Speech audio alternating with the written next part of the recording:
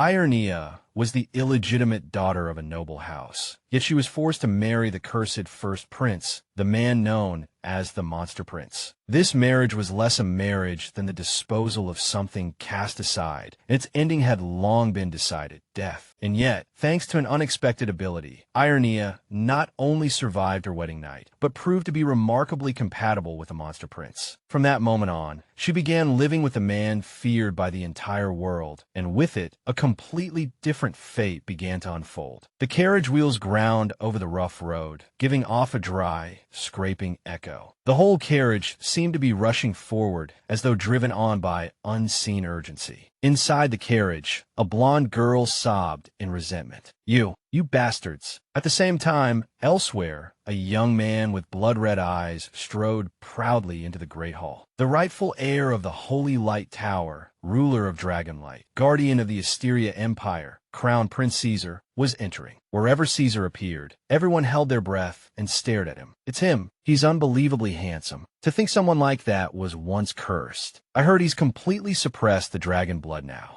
At that moment, he swept his gaze around, but when he failed to see that light, graceful figure moving through the crowd, he asked, "Rain, where's my crown princess?" The other man bowed respectfully and answered, "Her Highness the Crown Princess will arrive shortly, Your Highness." No sooner had he finished speaking than the guard at the door shouted, "Her Highness the Crown Princess has arrived. Everyone, show your respect." At that title, Caesar Constantine Fiori abruptly turned toward the entrance. Countless memories flashed through his mind. 2 years. It had already been a full 2 years. The only thing that had sustained him through that long and brutal war was a single obsession. Irenia. Everything had been for her. Unconsciously, a smile and a trace of anticipation spread across his face. At last, he would see her again. The doors were flung open, and the first thing that came into view was the hem of a crimson dress. But contrary to his expectations, Caesar's smile froze at once. It was indeed a blonde young woman, yet everything about her was wrong. "Your Highness," she smiled gently. "Congratulations on your triumphant return." His expression darkened instantly, and a chill radiated from him. "Where's my crown princess?" Giovinetta shamelessly ran straight up to him. "What are you saying, Your Highness? Isn't your crown princess, Giovinetta, standing right here?" Unexpectedly, he took a step back and drew the sword at his waist. "Your Highness!" The people around him cried out. "Why are you drawing your sword in the royal palace?" Caesar glared like a savage beast and growled, "I'll say this one last time. Where is Irenia?" As for her, she was of course inside the carriage, speeding away. The reason was simple. Irenia was the most neglected person in the House of Floris, the illegitimate daughter fit only for servants' drudgery. A cripple, matched with the cursed first prince of the Asteria Empire. The most exalted person in the palace, and the lowliest. Caesar had to suffer abandonment before reaching the summit of power, while the light dragon curse carried in the imperial bloodline turned one born brilliant into a monster. The crippled, Duke's illegitimate daughter and the cursed prince were a perfect match for those ignored by their own families. It seemed Irenia's life would end that way, but once I had been happy, so happy that I never dared ask for more. Until one day, she asked herself whether wishing that happiness would last forever had itself been greed. Because then the decree came down. Crown Prince Caesar Constantine Fiori of the Asteria Empire, by command of Emperor Guido, ruler of the empire, would represent the emperor in carrying out the military duty required of a member of the imperial family, and depart for the front lines of the war of resistance between the imperial alliance and the demon race. To her, the news was like a bolt from the blue. He's leaving, she thought. Why didn't he understand that once he left, he might never come back? Curled in Caesar's arms, Irenia trembled all over. "Caesar, if you go, you'll die. Please don't go." His answer was an unwavering promise. "I will come back." Caesar turned and left, leaving his girl behind. "Don't go, Caesar. Caesar." His figure slowly disappeared from Irenia's sight. She silently remembered. "He had once held me, as though I were the only place he could return to. But after the curse was lifted and he returned to normal, he left me behind and stayed away for 2 whole years. I wrote to him every day, but not a single reply ever came. And within that palace that felt like a cage, rumors began to spread about the relationship between my half-sister and Caesar. Standing before Giovanetta, she had once said, "Crown Prince Caesar said the one he loves is me." Time and distance gave the scheming Giovanetta the perfect chance to twist the truth. After all, that place was never yours to begin with. Everything merely returned to how it was originally meant to be. Little by little, doubt began to grow in Irenia's heart. Could it be that after the curse was lifted, he could no longer bear the fact that he had married an ordinary woman like me and left behind such a stain? Her eyelids were red and swollen from crying. If only I had known things would turn out like this. Irenia clenched her teeth and said in a low voice, "I would rather." The happy memory she had shared with him shattered in her mind, accompanied by a sense of total ruin. Maybe I should just go on living in this dazed, miserable way. Suddenly, one of the wheels crushed a dead branch by the roadside, and the carriage jolted violently. Irenia asked the driver anxiously, "What is it?" Why, all of a sudden, the driver answered hurriedly, "We're under attack." Her pupils contracted sharply, her eyes filling with fear. Attacked? Why now of all times? Raising his voice, the driver warned her, "Please stay here. I'll go out first." Before he could finish, someone's blood splattered across Irenia's face. Watching him fighting desperately outside, her mind was in chaos. Were they bandits after money? Or a face wearing an alluring smile suddenly surfaced in her mind. Could they be after me? At that thought, Irenia could hardly breathe. "No, I can't die like this. I can't die like this." A voice mixed with the coldness of steel came from far away. "You must survive. The one who lives is the strong one." Irenia fled desperately deeper into the forest. That dark-faced man quickly discovered her trail. Damn it, she got away. Catch her, catch her. Clinging to the hope of survival, Irenia's frantic thoughts would not stop. Survival is victory. And then, in an instant, her steps faltered. But in a hopeless situation like this, what can I even do? The hooves of a black horse struck heavily against the ground. A flash of sword light swept past, sending all those dark-faced men flying. Irenia kept running, but stumbled and fell. House Floris turned her head, tears streaming down her face, and stared at the figure ahead. That person slowly walked toward her. Irenia sprang to her feet in panic and drew a small dagger from the sheath strapped to her upper thigh. Her hands trembled as she forced herself to grip it tightly, warning the approaching figure, "Don't come any closer." Thunder roared, as though tearing the sky apart. Tears ran down her cheeks, mixing with the rain. "Who is it? Who is it?" The figure merely stood there, silently looking at Irenia. Black hair fluttered softly in the wind. Irenia's eyes widened to their limit, because that person was none other than Caesar Constantine Fiori. She called out softly, "Caesar." Irenia lowered her head, her voice trembling and unfamiliar. "Why? Why are you here?" Her vision was blurred, whether from tears or rain, she could not tell. She gave a bitter smile and murmured in self-mockery, "Ah, so that's it. You came to watch me die with your own eyes. To look at the woman who was once your only stain, and to witness yourself, now perfect, cast off that stain with your own hands." Time went back to about 3 years earlier. Rumors spread without restraint. The fortune teller said the bride's tears had made the heavens weep as well. "How many days do you think this bride will survive?" Some even sighed. "If nothing happens today, she'll already be lucky." Irenia was sad because what they said wasn't wrong. That's right, it was that monster prince. Irenia lightly tightened her grip on the pen in her hand. "I kept thinking if that was true, then why did they bring me back at all?" Irenia's childhood had been harsh. I was the illegitimate daughter of Duke Floris. Until I was 7, I wandered the streets with my birth mother, and only then was I brought back. They barked harshly at Irenia. "Stand still." She cried out desperately for help. "Ah, Irenia." The last word Irenia spoke before she was taken away was "mother." Later, she heard that the woman who had raised her had died of plague. Back on the streets, I was no different from servant. In the Floris ducal mansion, my status was forever the lowest, even lower than the maids. Perhaps even the horses in the stables and the hunting hounds ranked above me. That low. Then one day, Celestina summoned Irenia and announced, "This time, you have been chosen to marry the first prince, Caesar." Her tone was cold, her her eyes full of contempt. The House of Floris has produced empresses for generations. This time, it's your turn.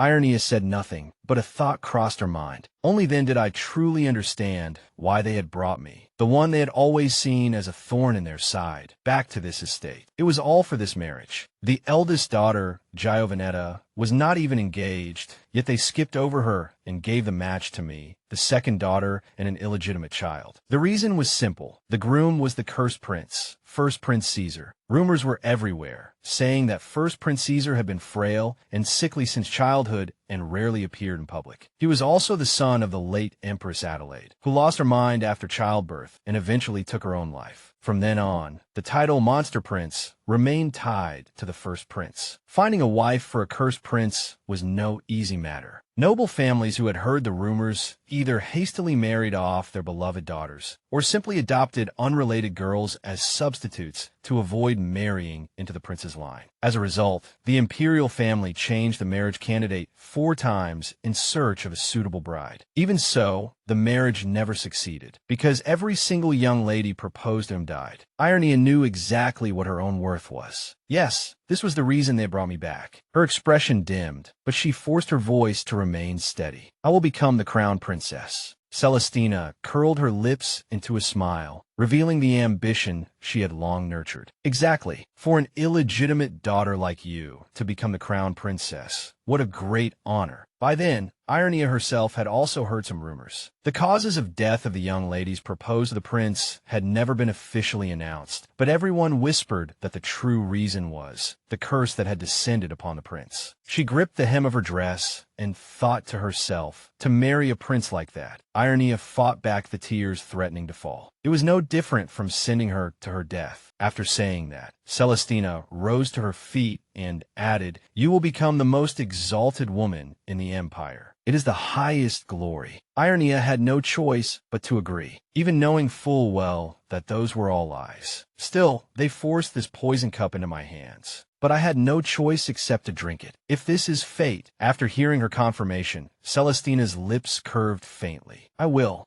marry the first prince. This was how Irenia Floris comforted herself. Even if the reversal of status could only be enjoyed for a moment, how could I refuse a position so exalted? So this is the choice I made. The room where Celestina and her 2 children sat gradually fell silent. Irenia pressed her handprint onto the document. Before them, she forced out a faint smile. I am a crown princess. This was clearly my own choice. Even if it was a path of self-destruction, a road leading straight to death. In that shabby, dirty room devoid of any luxury, Irenia put on the ceremonial wedding dress, unable to calm her thoughts. I knew the prince never appeared in public, but I never imagined that even the wedding would be carried out by proxy. She pressed her thin lips together slightly as she thought this. Irenia reached toward her thigh, and there hadn't even been the most basic inspection. Still, if I use this, can I really stab anyone? The commotion outside made Irenia jump to her feet at once. They're here. This is it. Her pupils shrank, and the panic in her eyes was impossible to hide. A soldier strode in with his head held high. Behind him dragged chains and shackles. Irenia stammered, "Is this a prison wagon?" What appeared before her was a carriage with the faint outline of a person inside. "What is this?" One of the escorts answered. "It is Crown Prince Caesar. He has already been drugged, so he'll remain unconscious." The chains were undone. Irenia stood frozen, eyes wide. This is the first prince? He was placed neatly onto the bed, with the drug still in effect. As soon as they had done that, the 2 men hurried away. "Then we shall take our leave." Irenia looked baffled.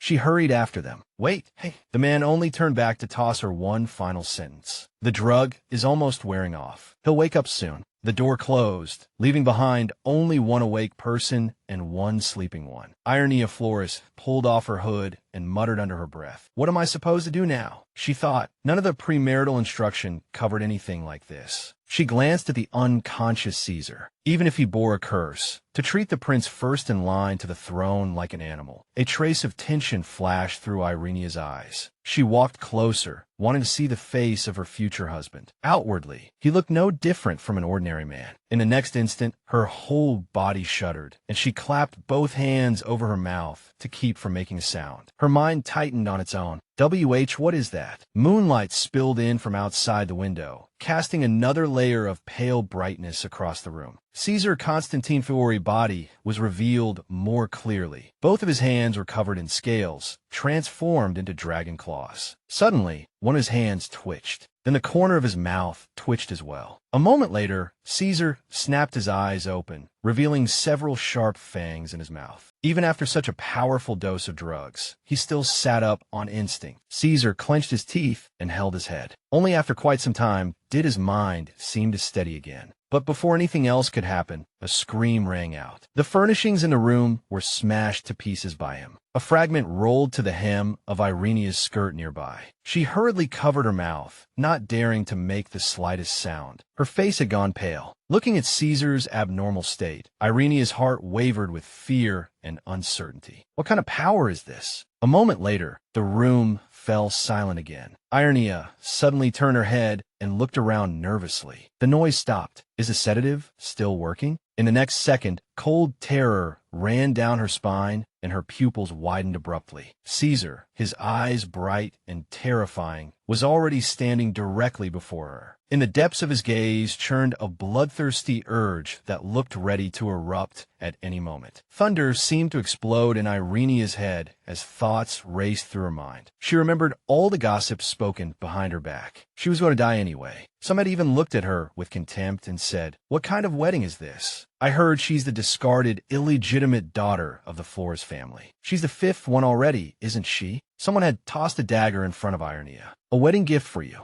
Giovanetta curled her lips as though urging her to watch some thrilling, horrifying spectacle. A person like you probably wouldn't even be enough for him to swallow in one bite. How could you manage without that? Then she bent slightly and whispered a vicious threat into Irenia's ear. "Marry a monster, then be violated by him. If it were me, I'd rather use that and kill myself." Those words trampled Irenia's heart once more. Yes, I know. I was nothing more than a discarded pawn long ago. Looking at the man before her with madness in his eyes, she thought bitterly that all that remained was to die. Rather than die at the hands of the monster before her, or become the object of Giovanetta's ridicule, I'd rather use that dagger and kill myself. But, Giovanetta, there is one thing you don't know. I have never given up on living. I have always struggled desperately to survive. With trembling hands, she aimed the blade at Caesar. So this knife will not be turned on me. In the end, the one who survives is the strong one. Summoning all her strength, Irenia shouted, "Hey, stay back." But what answered her was a gentle voice. "Hey." He shook his hair back and repeated the same two words as before. "Stay back." She was momentarily stunned, but still repeated herself. "Yes, stay back. If you come any closer." But before she could finish, Caesar had already moved right up in front of her. His pupils contracted, the tip of the dagger glinting coldly. When Caesar said nothing, Irenia stammered, "Why you? What are you trying to do? I really will stab you." But at that very moment, the air between them seemed to freeze. Then Caesar suddenly clenched his teeth, a low growl rising in his throat, and turned away to clutch his head and cry out. Irenia stared in confusion. Why is this happening? He looked as though he were avoiding her, as if he did not want to hurt her. Watching Caesar's body tremble again and again, Irenia guessed, could it be? He's afraid? A flash of shock crossed her eyes. But what exactly is he afraid of? At that moment, a massive bolt of lightning tore across the sky outside. Could it be related to this condition? There is only one explanation. He was afraid of thunder. Caesar's hands grew stiffer and stiffer as he pressed hard against the back of his head. He trembled as he raised his face, two streams of tears hanging on his cheeks. Irenia's heart involuntarily calmed as well. How strange. A man rumored to be a monster was actually trembling like this because of thunder. But if this wasn't her imagination, she took the risk and reached out to touch his face. Caesar's eyes flew wide open, and Irenia secretly guessed that this man was not a monster. He was only a frightened beast. Smiling gently, Irenia soothed him. "It's all right now. It's all right. The sound is loud, but it won't hurt us." Trembling, he looked at her and repeated, "It's all right, right?" Irenia grew a little more confident and reassured him again. "Yes, it's all right. Nothing will happen." A surge of joy welled up inside her. He's responding. If I keep soothing him like this. But at that moment, something suddenly sent a chill through Irenia Floris's entire body. For some reason, Caesar suddenly shouted as if he had lost control. His dragon claw-like hands tensed violently, as though they longed to attack. Irenia hurriedly raised her voice to calm him. Wait, calm down. Just then, she caught sight of the dagger nearby. A dark thought flashed through Irenia's mind again. Just a little more, just a little. Suddenly, his large hand grabbed her.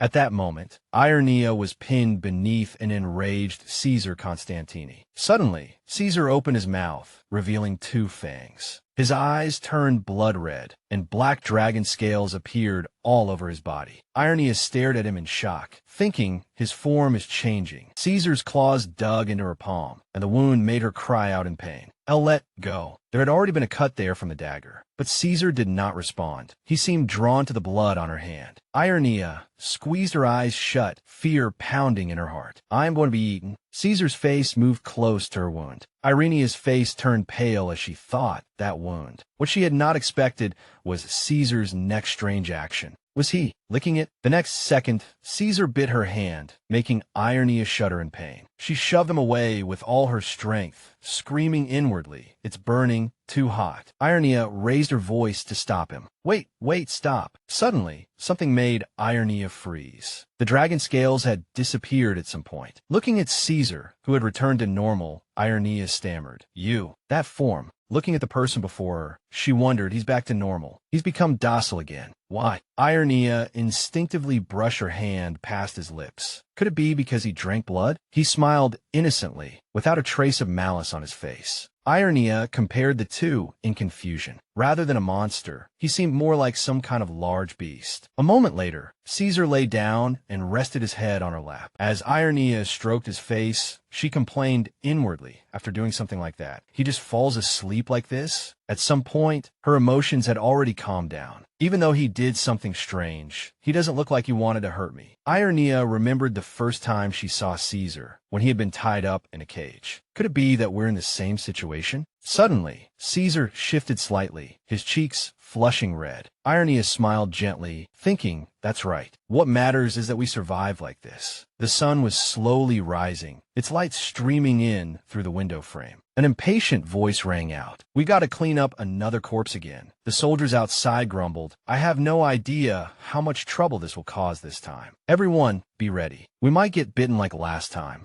A soldier behind them called out in confusion, "Hey!" Why all of a sudden, after seeing the scene before him, he froze in shock. Irenia was sitting there, raising a hand to signal them to be quiet. Unexpectedly, one of them kicked the dagger, producing a harsh clanging sound. Caesar woke immediately and let out a beast-like growl. Irenia immediately hugged him and soothed him. "No, don't do that." For some reason, he obeyed that plea and quieted down. Caesar turned his head and looked at her in confusion. "Don't do that." Covered in sweat, she answered in a flustered voice, "Don't do that." She would never hurt him, even if he understood nothing. Caesar still nodded when Irenia asked him, "Will you behave and listen?" The soldiers panicked at the sight, whispering among themselves, What is this? This is unbelievable." One of them widened his eyes in shock and shouted, "Quick, report this to His Majesty at once." On the other side, a surprised voice rang out. "What?" Elvira was bent over, reporting to the woman before her. The first prince and the crown princess safely passed their wedding night. The crown princess only suffered a few minor abrasions. She did not die, nor was she seriously injured, the woman demanded, and the two maids present are still alive as well. Trembling, they lowered their heads and answered, "Yes, Your Majesty." The woman exclaimed excitedly, "How interesting." She repeated it again, "Very interesting." That woman, with her long blood-red hair and alluring smile, was Queen Cornelia. She lightly tapped the armrest with her finger, as if plotting something. Cornelia's background was extremely complicated. Cornelia had been Emperor Guido's longtime lover ever since he was still crown prince. Only after the previous queen, the first prince's mother, died was she able to become queen. Her son, the second Prince Matthias, was likewise an illegitimate child, because at the time she had still been only the emperor's mistress. It took more than 20 years before he was acknowledged as the emperor's biological son. Suddenly, Elvira spoke. How should we deal with that illegitimate daughter of House Floris? She thought to herself that this person was extremely sensitive to the label illegitimate child, so there was no need to deliberately remind her that the new Floris bride was also illegitimate. Cornelia smiled mysteriously. Since they have officially become husband and wife, they should have a palace to live in.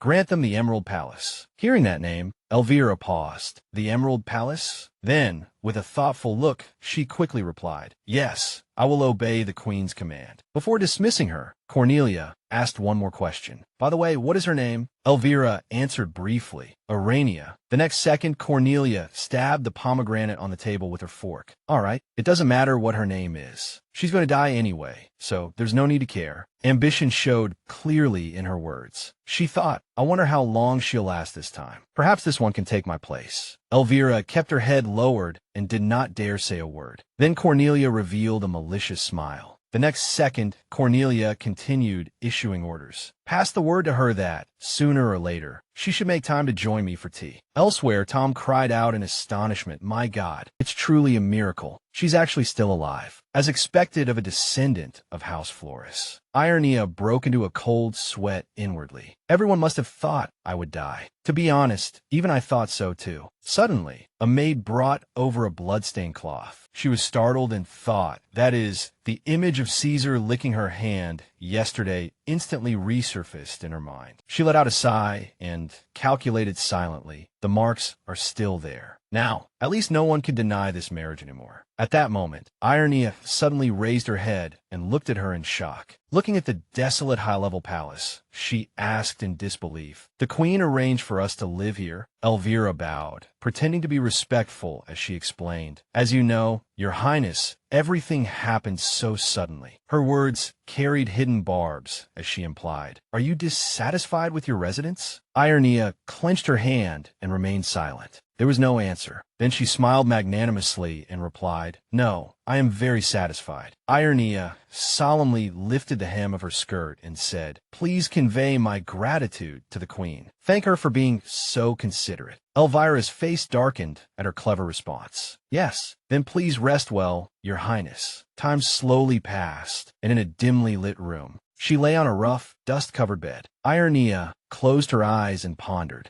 Elvira's dangerous face flashed through her mind. Are you dissatisfied with your residence? Irenia looked sorrowful, with a trace of disappointment. So even the royal palace is only like this. But honestly, compared to the things I had to endure in the Floris household, this was nothing at all. Suddenly, a voice came from outside the door. Your Highness, I've come to help you bathe. A maid entered carrying a bucket of water. She sat up and answered, but right after that, Irenia refused. No, I can wash myself from now on. There's no need to bathe me anymore. The maid obediently answered, yes, I understand, Your Highness. Later, sitting at the dining table, Irenia asked, where is the prince? The maid hurriedly replied, he will be here soon. She thought again of the message Elvira had conveyed. Prince Caesar and the princess consort would live together in this Emerald Palace. Sitting quietly, Irenia thought, though he is regarded as a cursed prince, no matter what, he is still royalty of an empire. At the very least, when Caesar is by my side, he will be my support. Suddenly, a voice rang out, startling her. His Highness the Prince has arrived. Irenia cried out happily, Caesar. But the Caesar before her was a terrifying sight. Caesar was bound in iron chains. His mouth was tightly muzzled as well, and he was being escorted in by guards, still making muffled sounds nonstop. In alarm, Irenia rushed over and shouted, heavens, heavens, why are you treating him like this? One soldier warned her, stay back, or you'll be bitten.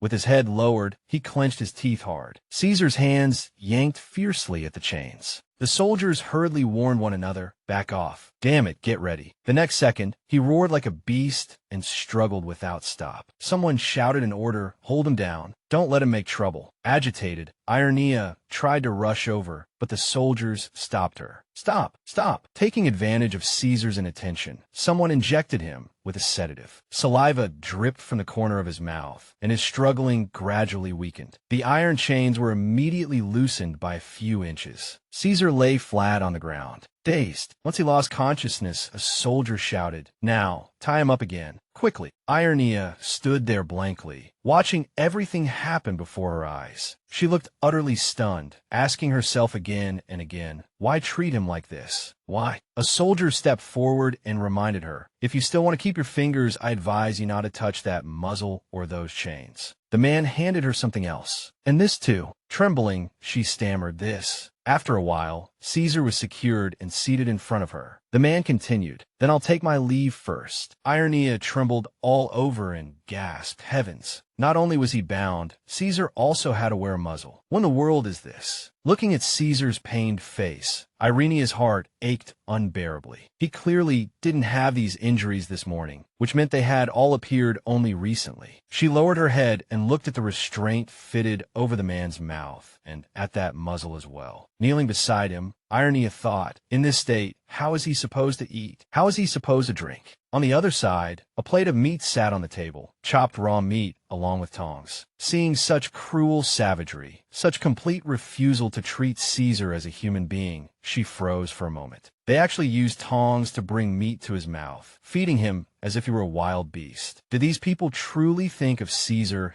as lower even than an animal? Irenia remembered the past, remembered the things that had happened to her. This is just like her expression sank into utter despair. Irenia pressed her lips tightly together, full of resentment. Suddenly, the sound of Caesar's pained whimper drew her attention. Caesar. Clumsily, Irenia began trying to do something. "I'll take this off." But just as she was about to move, a soldier standing nearby spoke up to warn her, "I advise you not to touch the muzzle or the chains, if you still want to keep your fingers." Even so, Irenia could only crouch beside him. "No, even if he is a monster, you can't treat a person like this." Caesar raised his head and struggled, low growls constantly coming from his mouth. Caesar. In the end, she still could not help herself and raised her hand to remove the muzzle. "From now on, I'll take this off for you." Faced with Irenia's care and concern, he still kept growling like a frenzied beast. She reached from behind and tried to help him. "It's all right. It won't hurt." With a click, the muzzle finally came off. After all that effort, she stared blankly into Caesar's eyes. Irenia lifted her head and smiled gently. "See? It's all right now, isn't it?" He lowered his face, gritting his teeth and letting out a pained sound. "Caesar," she kept asking gently, but Caesar still clenched his teeth as if desperately restraining himself. "What's wrong?" Starting from the back of his neck, dragon scales emerged. In the next instant, the shackles were shattered completely by that terrifying power. Seeing what was happening before her, Irenia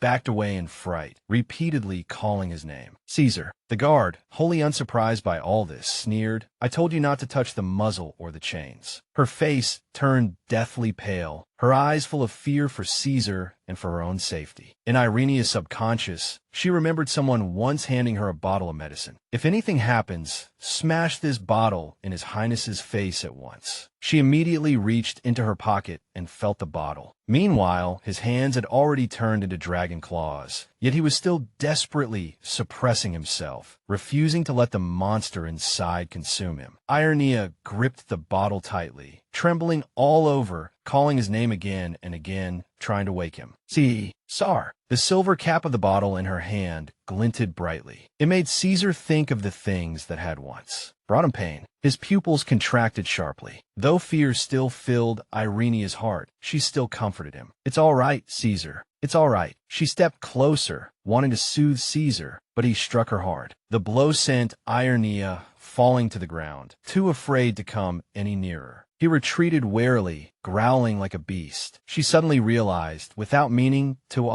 pressing her lips together, Irenia thought, "If I do this, recalling those terrible things from not long ago, then I'll be no different from those people." Suddenly, a pain in her hand interrupted her thoughts. Irenia's hand was still bleeding nonstop. Her thoughts returned to the memories of last night. Something similar had happened then, too. Last night, Caesar had also turned into a beast for a time, but back then he had quickly regained his senses. An idea suddenly came to Irenia. "I can't be sure," but she held out her bleeding hand towards Caesar. Her pale face looked pitiful, yet she was strangely calm, sitting there with her hand raised high. It was a gamble worth trying. "Hey, you want this, don't you? Then I'll give it to you." Both of them remained motionless, as if testing the limits of each other's endurance. Irenia's slender hand trembled endlessly as drops of blood fell one by one. In the end, the first to break was Caesar. He lunged at her uncontrollably. He kept licking the bleeding hand. Irenia stared blankly, her eyes full of worry. The gamble left her feeling awkward, and a dull ache spread from the wound. But Caesar did not care in the least, continuing to lick that delicious blood without even lifting his head. The two of them stayed, crouched there in the room, for a long time. Seeing that things seemed much more stable now, Irenia said, "As I thought, blood can help steady him." Caesar. He licked his lips and raised his head in surprise. It was a good thing no one else was here. The cursed prince of rumor actually drank blood. If people found out, who knew what kind of rumors would spread next? Trying to avoid that sharp gaze, she pulled her hand back. "All right, that's enough." Suddenly, Irenia's eyes widened in surprise. Caesar moved closer, locking eyes with her. Caesar. Then he suddenly collapsed onto Irenia's shoulder. Caesar had not completely lost consciousness. Resting against her shoulder, he lightly sniffed at her. "Caesar, what are you doing?" Hearing his breathing, Irenia anxiously raised her voice to stop him. "Do you still crave blood?" "Caesar, stop." Caesar opened his mouth, and those fangs had grown much longer, inching closer and closer to her neck. Suddenly, Irenia's pupils widened sharply, as if something unexpected had happened. He completely took control and pinned her to the ground. Caesar kept licking that slender neck, as though one bite would tear it apart. Weakly, Irenia tried to stop him. "Caesar, stop, stop." That urgent cry was trying to pull him back from his bloodthirsty desire. "Caesar." Caesar pressed down over her from above. Irenia closed her eyes, looking as if she were about to cry. This felt too strange, too frightening. "Stop." A miserable cry rang out. "Please." Unexpectedly, at that moment, he actually came to his senses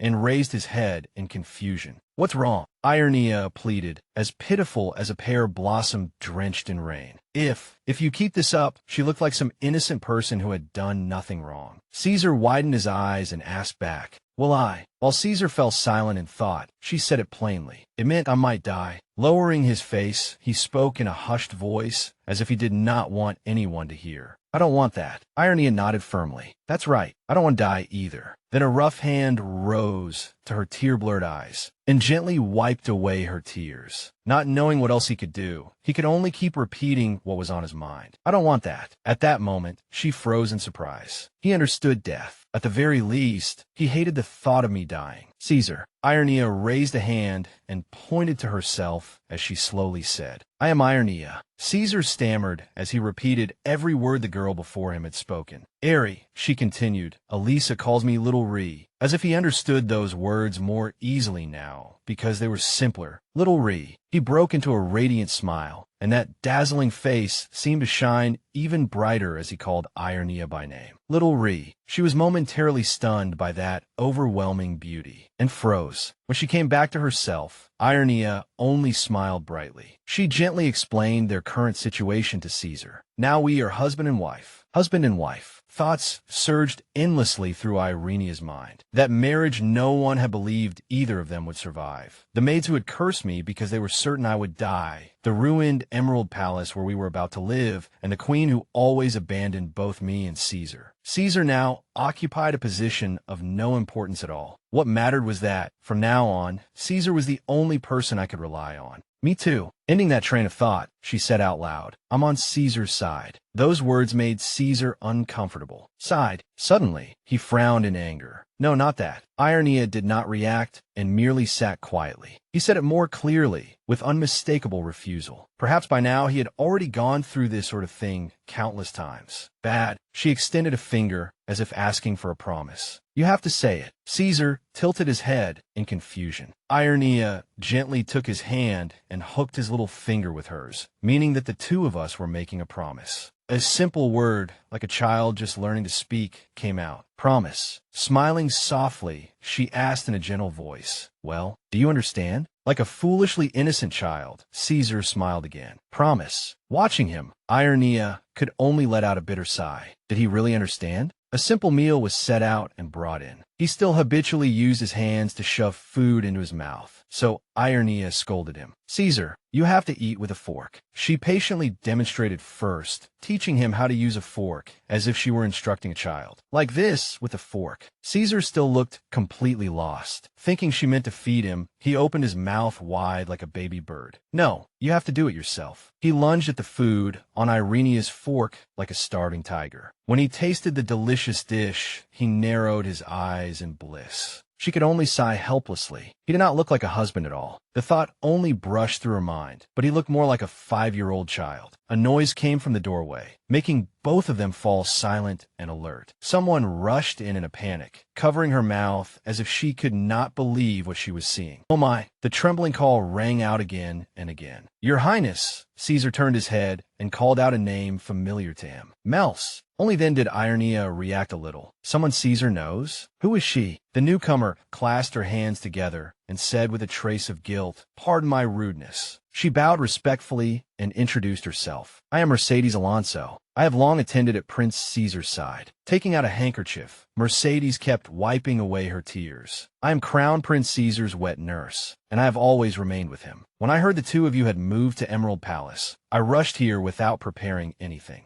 Irenia said nothing and simply organized the facts in her mind. Sheshar's wet nurse. She was the former personal maid of the late Queen Adelaide. Her wrinkled, old hands trembled as she spoke in regret. "I did not have the power to stop Queen Cornelia." Irenia did not say a single word and only thought seriously. If she had been the late queen's personal maid, then she had to come from a distinguished family. Yet such a person had rough calluses on her hands from labor. It must have been for the sake of protecting Caesar, who held only the title of prince. After voicing her grievances, Mercedes asked, "And what exactly did you do?" As if a burden had been lifted, she smiled gently. "From then until now, Crown Prince Caesar has never listened to others as he has lately. He even refused my care." Irenia was taken aback, because even she herself barely remembered. "What method did you possibly use to calm Crown Prince Caesar?" The scene of Irenia making him drink her blood rose in her mind. It was that. She was deeply troubled, because she had no idea how to explain it. "I can't say he calmed down because he drank my blood. How could blood possibly calm someone? If I said that, I would surely be treated as a witch. Naturally, people would also see me as a demon and accuse me of using wicked magic to control others." Everything returned to the day when she had still been a child. That witch trial. While wandering, I once saw the death of a witch with my own eyes. Once someone was judged to be a witch, no matter how noble her status, she instantly became lower than a beggar. They would be tied to a stake all day long, stoned while passing through territories, and then nailed to a cross and burned alive. Enduring the longest suffering possible was the only way to atone. It was a terrifying punishment, one that did not even permit immediate death. Seeing that the princess gave no response, Mercedes changed the subject. "Your Highness, are you all right?" In her heart, Irenia made up her mind. No matter what, this must remain secret. "It's nothing." Sensing her unease, Caesar's hand closed around hers. He called softly, "Little Ree." Irenia nodded reassuringly. He noticed my unease right away. Then she smiled and said, "I'm fine." Caesar. Watching the harmonious scene before her, Mercedes vaguely realized that something seemed entirely off. Outwardly, however, she still smiled brightly, as if blessing them. "It seems Crown Prince Caesar likes you very much." Irenia still did not let down her guard and only answered, "Yes." She smiled faintly, while Caesar shot Mercedes a glance. How fortunate! Outside, night had already fallen. In the room, Irenia tossed and turned on the bed. She remembered what Mercedes had said earlier. "You must hurry and get some rest now, Your Highness. Tomorrow you must attend Queen Cornelia's tea gathering, and there will be much to prepare." The news made Irenia hesitate. A tea gathering with the queen. Thinking of it, she helplessly narrowed her eyes. What happened today has already left me exhausted. I have no idea what will happen when I face the queen. Suddenly, a large hand shot over and tightly grabbed Irenia's ankle. She screamed in terror. "Oh, what is that?" Throwing back the blanket, Irenia lowered her head and shouted, "What is it?" Right by her feet was Caesar's familiar face. That handsome face was as brilliant as the morning light, and he was even smiling foolishly. Only after realizing it was him did Irenia gradually calm down and stop screaming. "Good heavens!" She softly reminded the man rubbing against her feet. "Caesar, you scared me." Go back to your room. As though Caesar completely ignored every warning she gave, she could only feel helpless. What am I supposed to do? I can't exactly throw him out. Irenia hurriedly pulled the blanket to one side and said, "There's no other way." Her heart softened in pity, so she said gently, "It's cold over there." It was as though he had been waiting for those words, because he immediately reacted. "Come in here." In the end, the two of them lay down on the same bed. She tried to comfort herself with irrefutable logic. We're husband and wife. Sleeping in the same bed is fine. Irenia lay down beside him as well. But apparently, simply lying beside her was not enough, because the small blanket shifted again. He reached out and played with Irenia's golden curls, making her knit her brows. Caesar. Suddenly, laughter slipped uncontrollably from the corners of her mouth. Without scolding him, Irenia simply lay there and laughed softly, thinking, how long has it been since I fell asleep in someone's warm embrace like this? In the end, she gave in, turned over, and hugged Caesar. Here, come this way. If we hold each other like this, it'll be warmer, and it'll be easier to fall asleep. As if he had finally felt human warmth again after a long time, his eyelids drooped sleepily. Even Irenia fell asleep comfortably. Even if he tried to call little Ree, I'm at my limit. I'm so sleepy. A tall figure curled around the person lying below. Caesar secretly kissed her once on the other side. A voice sounded, "She's still alive." Henry lowered his head respectfully and confirmed the words again. "Yes, my lord. I thought there would be another corpse." Matthias sat arrogantly on the bed, his face full of interest. Those conservative old fools are going to love this. That young man with the striking red hair was Matthias de la Rosa, the Empire's second prince. According to the rumors surrounding the succession issue, the hardliners among the conservatives still supported the first prince, Caesar, despite knowing full well that he had severe mental problems, simply because of his legitimate bloodline. In a cold tone, he said, "In the end, they just want a puppet emperor." Then he briefly mentioned the political situation. After the long war with the demon race, a three-nation alliance had formed across the continent: the human Astoria Empire, the elf realm of Habilium Forest, and the dwarf nation of Stoic and Iron Federation. Only when the alliance's vassal states reached complete unanimity would Astoria's crown prince be recognized. Those other two rulers always wanted an emperor they found satisfactory. Matthias asked his trusted subordinate, "What family does that lucky woman come from?" He answered respectfully, "The Forest Duchy." Stroking his chin, he gave a dark smile as he appraised the matter. "I see. Isn't that the hero family that slew the Light Dragon? Can the bloodline of the great sage really suppress the bloodline of the Light Dragon? They actually married the Duke's daughter to that idiot." Henry stepped closer and whispered in his master's ear, "However, she is..." Matthias barely reacted. "An illegitimate daughter? That's nothing strange. A descendant of Cosimo is still a descendant of Cosimo. Is there really such a difference? Your mother must be furious." Henry wanted to continue his report, but Matthias cut him off, as if he no longer cared to watch. "Enough. It's not worth seeing anymore." Matthias grabbed his shirt, put it on, and stood up. "I wasn't interested in a woman who was going to die anyway. If I'd known she would survive like this, I would have attended the wedding. We'll surely meet again very soon." A harsh voice rang out, "Tell the truth at once." Everyone's accusations were aimed at the maid kneeling on the floor. "You were the one who touched Her Highness's jewelry." The girl kept crying as she denied it. "Your Highness, I swear it wasn't me." But as if no one had heard her at all, they continued accusing her. "It was her, that girl." Just as she was about to keep defending herself, Irenia suddenly woke from a dream. "No, the one who touched the jewelry was..." She sat up and rubbed her head. "Looks like I had a nightmare just now." Seeing that the person beside her was still fast asleep, Irenia felt slightly relieved. She carefully looked at Caesar's handsome face. When his eyes were closed like this, he looked like an elegant young nobleman. Constant noise was coming from outside. What was going on? A palace maid who had been speaking loudly turned her head when she saw someone come out. Elda knelt respectfully. "Your Highness, are you awake?" Standing beside her, Sarah wore a thoroughly displeased expression, her attitude written all over her face.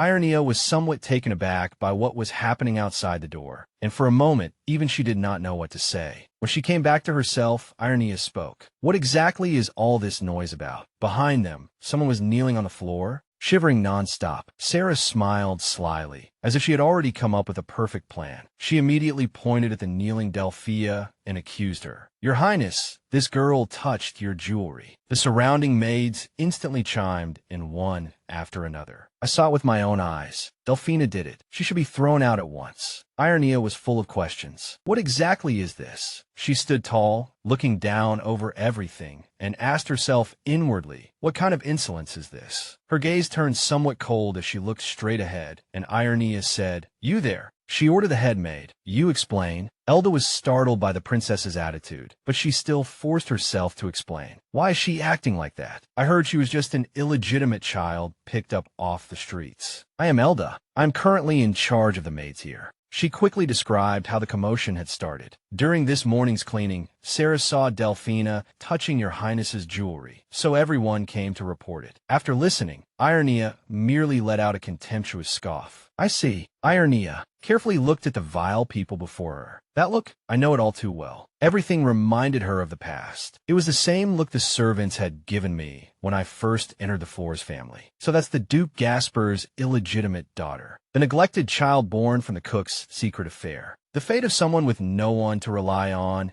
and hated by the lady of the house was more miserable than that of a maid. Perhaps it would have been better if I had entered here as an ordinary maid instead. A common cleaning maid could be promoted after 10 years, gain her own voice, save up wages to open a shop, or find better work. But I was not allowed that. Bearing the surname Floris made me someone forever locked in that place. Irenia knew perfectly well what those looks were saying. Precisely because of that, I understand their nature all too well. This was nothing more than a baptism meant for those beneath them. As for whether the jewelry was really missing, I had no way of knowing. As though she already understood everything, Irenia said, "However, Elda answered eagerly, "Yes." Without mercy, Irenia frowned and shot back angrily. "Isn't it your duty to handle such matters properly? How dare you behave with such insolence?" Elda stammered for a moment, as if unable to believe her own ears. "Your Highness," Irenia continued, presenting ironclad facts no one could deny. "You do not know how to manage jewelry properly, nor how to discipline the people under you. And as if that were not enough, you dared make this much noise outside my room before I had even awakened. Where exactly did you learn your manners?" Flustered, Elda kept trying to explain. "That's not what I meant. It's just that Delphina." Irenia cut straight to the point with a single sentence. "Elda, I'm talking about you." The surrounding maids began to grow afraid. They exchanged glances with one another and fell silent. The corner of Irenia's mouth lifted into a contemptuous smile. Yes, of course. What was there to fear from a princess with no support, married to a monstrous prince? When no one spoke, Irenia continued, "Say it. Who arranged for you to come here?" Lowering her head, Elda answered, "It was by the order of Countess Elvira." Without giving anyone time to react, Irenia pointed directly at Elda's face and said, "Your insolence is tarnishing Countess Elvira's honor." Having never expected this turn of events, Elda's face went pale. "What?" As if she still had not vented her anger, Irenia added casually, "If the frightened one were not me, I would make a special report of this matter to the Countess." At those words, all the maids were startled, and they finally realized how insolent they had been earlier. There was no better way to instill greater fear than this. Elda seemed to understand everything. She dropped to her knees, clutched Irenia's skirt, and pleaded miserably, "Princess, I was wrong. It was all my fault. This foolish one merely made a momentary mistake." The desperate cries of that lowly woman tearing at her throat still echoed on. "Your Highness, please spare me." Irenia merely thought calmly. A mistake, an oversight, a fault. The dreadful figures of those servants rose before her eyes. Don't people say that a bride who marries on a rainy day will shed many tears? In truth, it had all begun on the morning of the wedding day. Even if it was only petty revenge, I have to re-establish order if I want to survive in this palace. All the maids desperately begged, "Your Highness, I was wrong. Your Highness." She resolutely refused to listen any longer and turned her head to give the order. "Do you intend to keep causing a scene here? I don't want to see any more farce. Get out of my sight at once. All of you leave." After that group left, Irenia noticed the injured Delphina, who was still silently shedding tears. The words of those who had tried to accuse her earlier still echoed. She touched her Highness's jewelry. She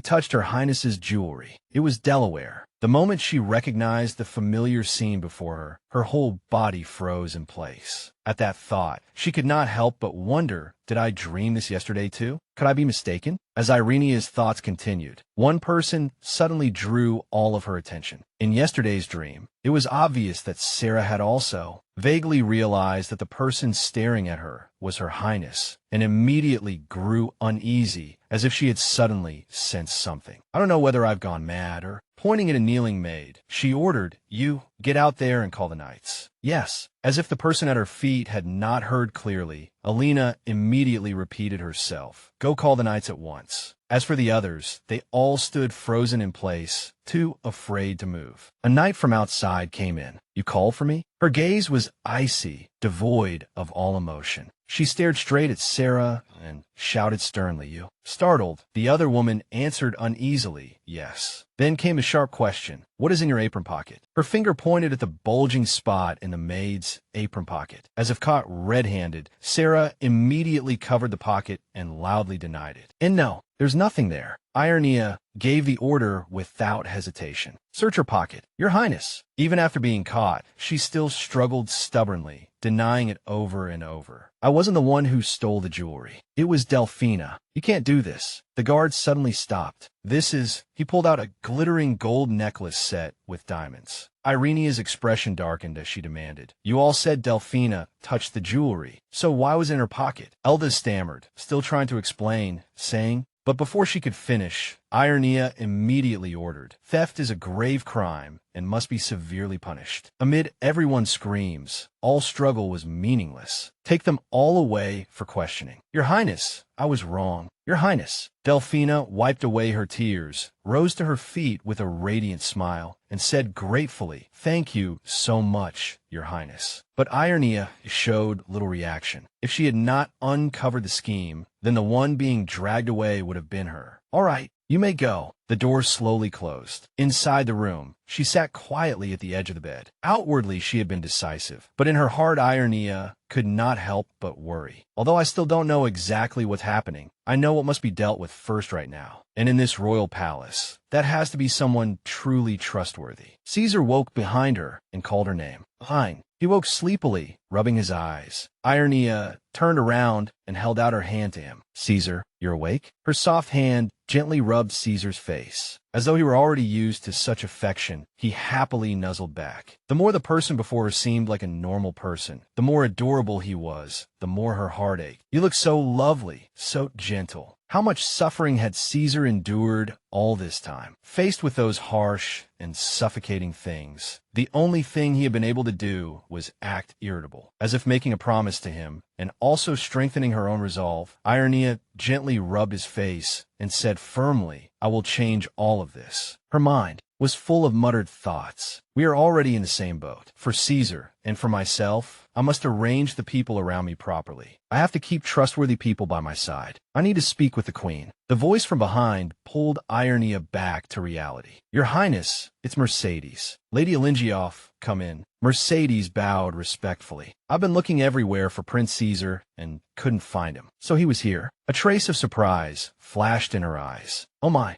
On the bed, Caesar was leaning possessively against Irenia's shoulder. "Your Highnesses truly are very close." Seen like this by an outsider, Irenia felt rather embarrassed and hurriedly waved to stop him. "Caesar, don't do that." Seeing that she did not continue, she took a light breath and announced, "As it happens, I have something to say as well. There is a tea gathering with the queen this afternoon." Irenia furrowed her brow gravely. "I also have something I wish to ask the queen." After hearing what she said next, Mercedes turned pale with shock. "Do I have the right to choose my own attendants?" Lowering her head with a guilty expression, Mercedes said, "I have already heard about the commotion from today. You did very well. Those palace maids truly were too insolent." Irenia raised her head and said sternly, "I was deeply shocked. Have the servants here always been like this? And they treat Caesar that way as well." She thought of Elvia. Because all the attendants here served Countess Elvira, they had been throwing their weight around under the queen's protection. Irenia turned her head to observe Caesar's reaction. Even so, how could they treat a person like that? She paused and thought for a moment. Then Irenia spoke and made a request to Mercedes. I have something I'd like to ask of you.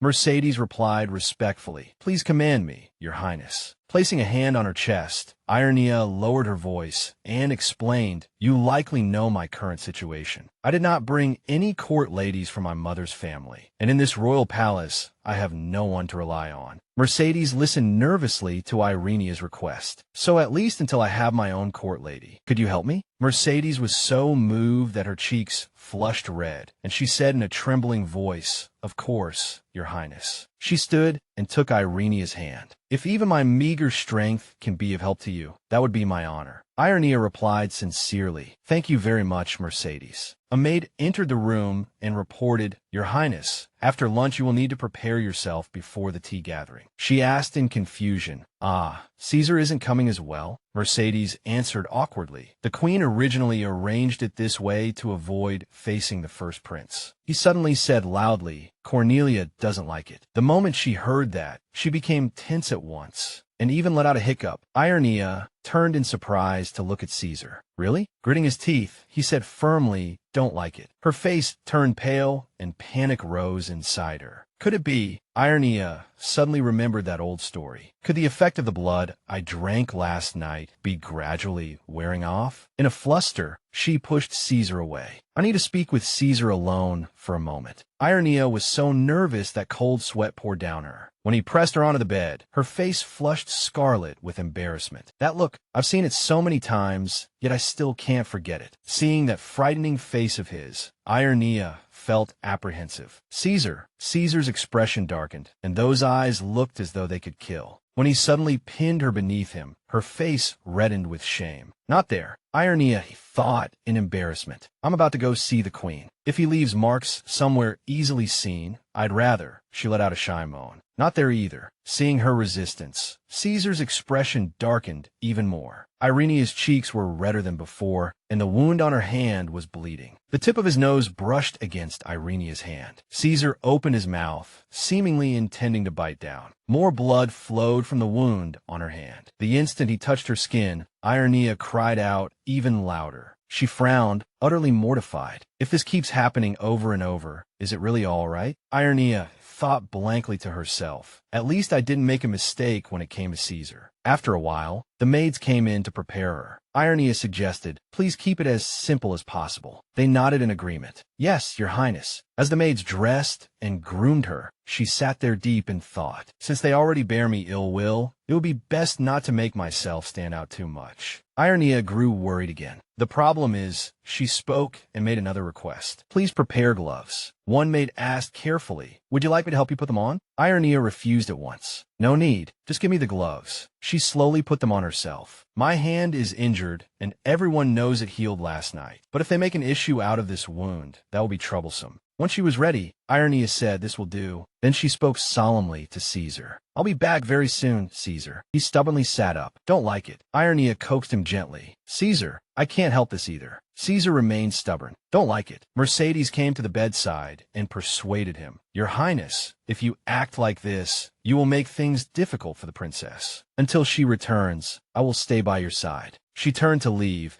but still looked back at him once more and heard her say, Please let the princess leave first, all right? Irenia nodded with a smile and said goodbye to him. I'll be back soon. Caesar objected fiercely. No. Just as she stepped into the palace hall, a guard loudly announced, Her Highness the Princess Consort has arrived. Irenia slowly walked into the hall. Sweat, however, kept sliding down her cheeks. Irenia had to bend over and lift her skirt, making every movement difficult. She trudged forward heavily, breathing fast. Did they deliberately avoid telling me the location? Irenia thought irritably. Of all places, they had chosen the greenhouse farthest from the Jade Palace, deliberately putting her through this. 3 soldiers were standing there waiting. One of the soldiers suddenly curled his lips into a mocking smile. She clenched her teeth and panted. They must have known my leg is bad, which is why they deliberately pulled a trick like this. At the command, Irenia lifted her head. Princess consort, pay your respects to the queen. The moment Cornelia saw her appear in such a state, a smile curved at the corner of her lips. One hand rested on the armrest. Her attitude was one of complete superiority. The atmosphere between Cornelia and Irenia was extremely tense, heavy with hostility. Irenia knelt and paid her respects. By the glory of the Holy Cross, I greet the queen. The other woman looked down at her from above, her gaze filled with disgust and scrutiny. Stiff silence still hung between them. Sweat on Irenia's body dripped to the ground drop by drop. Her legs trembled from tension. Cornelia spoke coldly. By the glory of the Holy Cross. Irenia was trembling all over from exhaustion. She lost her balance and pitched forward. Delphia caught Irenia in time. She soothed her carefully. Princess consort. Cornelia clicked her tongue in distaste at the sight. Struggling to remain calm, Irenia answered, "Thank you." Delphia's face darkened awkwardly. Elvia spoke up on her own initiative. "Please, this way." Everyone else, withdraw. Only she and Cornelia remained seated across from each other, while Elvia stood at the side of the two women. Ignoring Irenia, Cornelia turned instead to tease her pet bird. Cornelia asked, "So, how have your days in the royal palace been? Are you getting used to it?" She stayed silent in nervousness and did not answer. In a trembling voice, Irenia replied,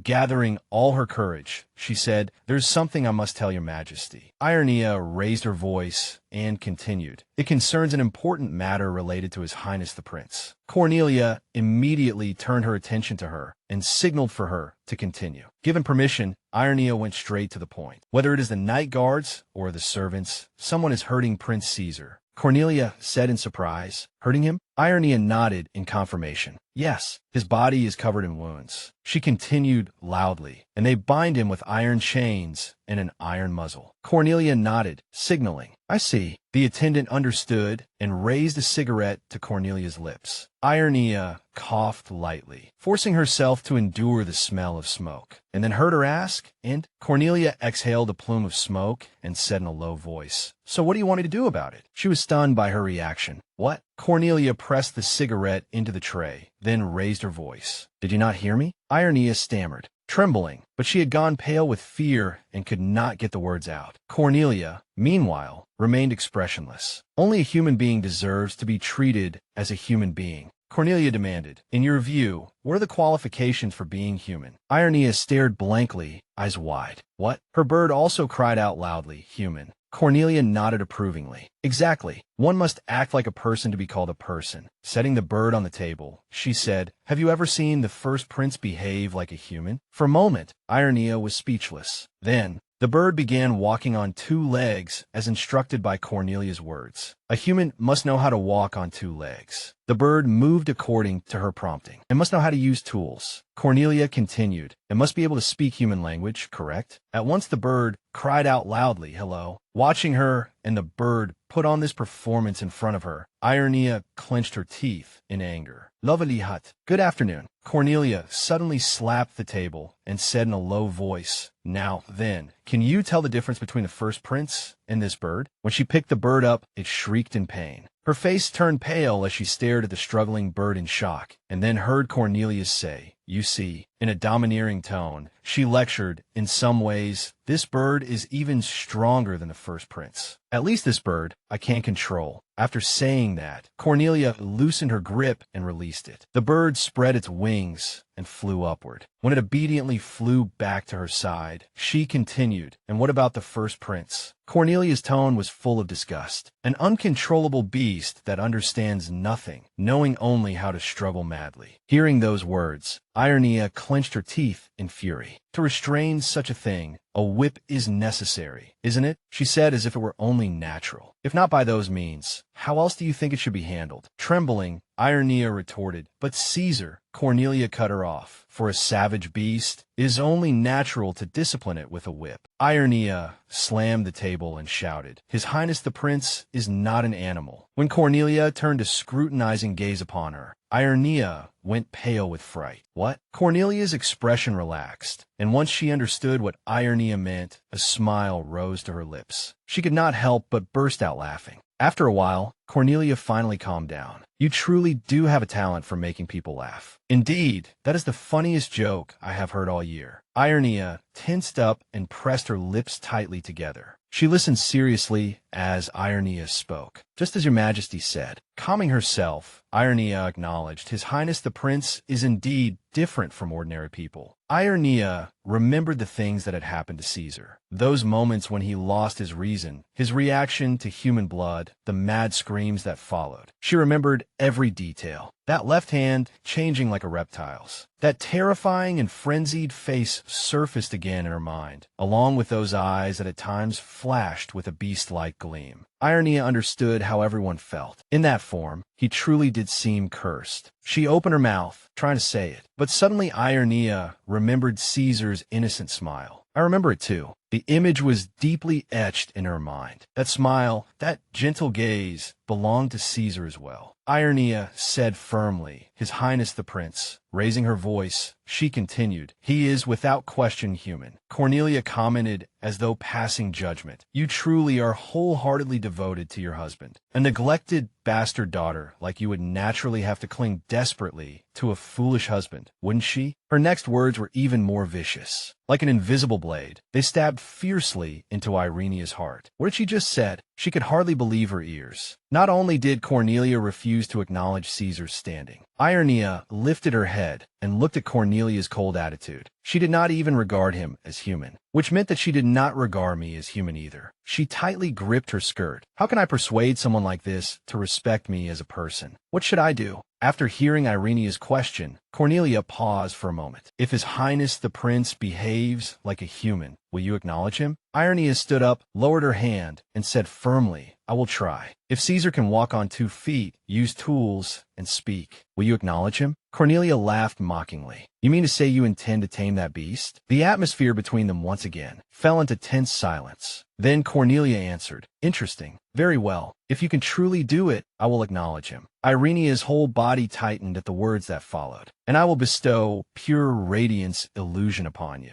Panic flashed through her mind. Pure radiance illusion. Irenia remembered. Pure radiance illusion. The necklace passed down from the founding of the kingdom, inherited through generations by the royal women. She bit down nervously. If I give it to you, Cornelia continued, commanding, you will wear it and appear before the public. That would be the same as my publicly taking your side. She rose to her feet and walked toward Irenia. At that point, not only will the prince be treated as a human being, he will also become the most strongly supported candidate for succession among the royal family. Cornelia stroked her hair. Will that be enough, the recognition you desire? Irenia froze, utterly shocked. Recognition. She lifted her head. The deadline will be the summer banquet 3 months from now. What place could be more suitable than that for you to prove yourself? As a human, she paused, then reminded him, Oh, and one more thing. I hate liars. Cornelia turned her head and warned in a low voice. If you dare deceive me with empty promises, then as your superior, I will punish you. Understood. With Delphina supporting her, Irenia walked out wearily. When she heard Matthias's voice, she lifted her head. What is this? He crossed his arms and blocked her way. I thought the woman who could tame that madman would be someone formidable. Matthias curled his lips in a mocking smile. Who knew you'd be so ordinary? He walked toward her. Irenia of the house of Duke Floris. Breathing hard, Irenia raised her head to look at Matthias. Her face turned pale, and her whole body tensed. That face. In him, Irenia saw Cornelia's shadow. Matthias asked softly, Queen Cornelia, I heard you just came back from seeing my royal mother, didn't you? She chose her words carefully. If he meant his mother, Irenia took the initiative to bow. This subject greets your Highness Prince Matthias, second prince. He stepped closer, lifted Irenia's chin, and teased, There's no need to be so nervous, Irenia. A wave of disgust rose in her heart at once. Even his movements were exactly like the queen's. Irenia slapped his hand away and reminded him, I never gave you permission to call me by my name. Matthias laughed and stepped back. My apologies. Then should I call you sister-in-law? His face darkened as he demanded, What is it? She bit down hard in tension. She could not speak. Matthias froze in surprise at being ignored by Irenia. If there is nothing else, I will take my leave. He hurriedly grabbed her hand. Wait, but because she was walking too fast, she stumbled and fell. Dazed, Irenia collapsed into someone's arms. When she realized the person was Matthias, she was startled at once. You should be more careful. Flustered and humiliated, Irenia cried out shakily, "Let go of me. Please let go of me." To her shock, he pressed his face against her slight shoulder. Her whole body shuddered. "What are you doing?" she asked. Matthias spoke in a low voice. "I was just curious." He made the offensive remark with brazen rudeness. Does that idiot even know how to sleep with a woman? Irenia froze, too shocked to react at first. After a moment, she demanded in a trembling voice, "Just now, you." Matthias immediately changed the subject. "It seems my sister-in-law's legs aren't very steady." Brushing past Irenia, he ordered, "Prepare a sedan chair for my sister-in-law." The moment she returned to her room, she vented her anger on a pillow. Irenia's face was burning red. She clenched her teeth and trembled all over. She kept remembering Matthias's insulting words. Did that idiot even know how to sleep with a woman? "You damned bastard," Irenia ground out bitterly. Furious, she thought, "I've never heard anything so filthy." Caesar's voice suddenly rang out. "Renee." Irenia looked up toward the source of the sound. "Caesar." She was startled and bewildered. "I was alone when I came into the bedroom. So where was Caesar?" Seeing his foolish expression, Irenia panicked. "Goodness, what is that look?" She helped Caesar up and asked, "Were you hiding under the bed this whole time? Why did you crawl in there? Come here." Irenia let out a sigh and went on, "Heavens, you're covered in dust. Do they only clean the places people can see?" As she straightened his hair, he frowned in discomfort. "Dust." Irenia merely tidied Caesar's hair and said, "Dust." He called out blankly again, "Renee." Caesar looked so adorable like this that she could not help laughing. Caesar stared blankly, not understanding why Irenia was laughing. She tried to calm herself down. "Sorry, but you really do look too funny like this." Irenia remembered those discriminatory stares, herself all alone in the luxurious royal palace, those gazes and that chill constantly fixed on her. It had troubled her endlessly, along with the queen and the second prince, who were always lurking, ready to swallow her whole. The feeling was so vivid, it was as if someone were tightening a hand around her neck at any moment. Yet right now, Irenia was laughing with genuine delight. Looking at that vacant face, she thought, just looking at Caesar makes me feel at ease. Irenia stopped laughing and reminded him, "But I can't just leave you like this. You're covered in dust." Unexpectedly, she placed both hands on his cheeks. In a gentle voice, Irenia soothed him. "I promised them I would have you appear in human form." After a while, she rang the bell and called for Mercedes. Mercedes immediately ran to her side. "Did you call for me?" "Oh, Your Highness, so you were here. I've been looking for you for so long." Irenia made a suggestion. "Mercedes, we need to bathe Caesar." Mercedes replied in a surprised tone. "Bathe him?"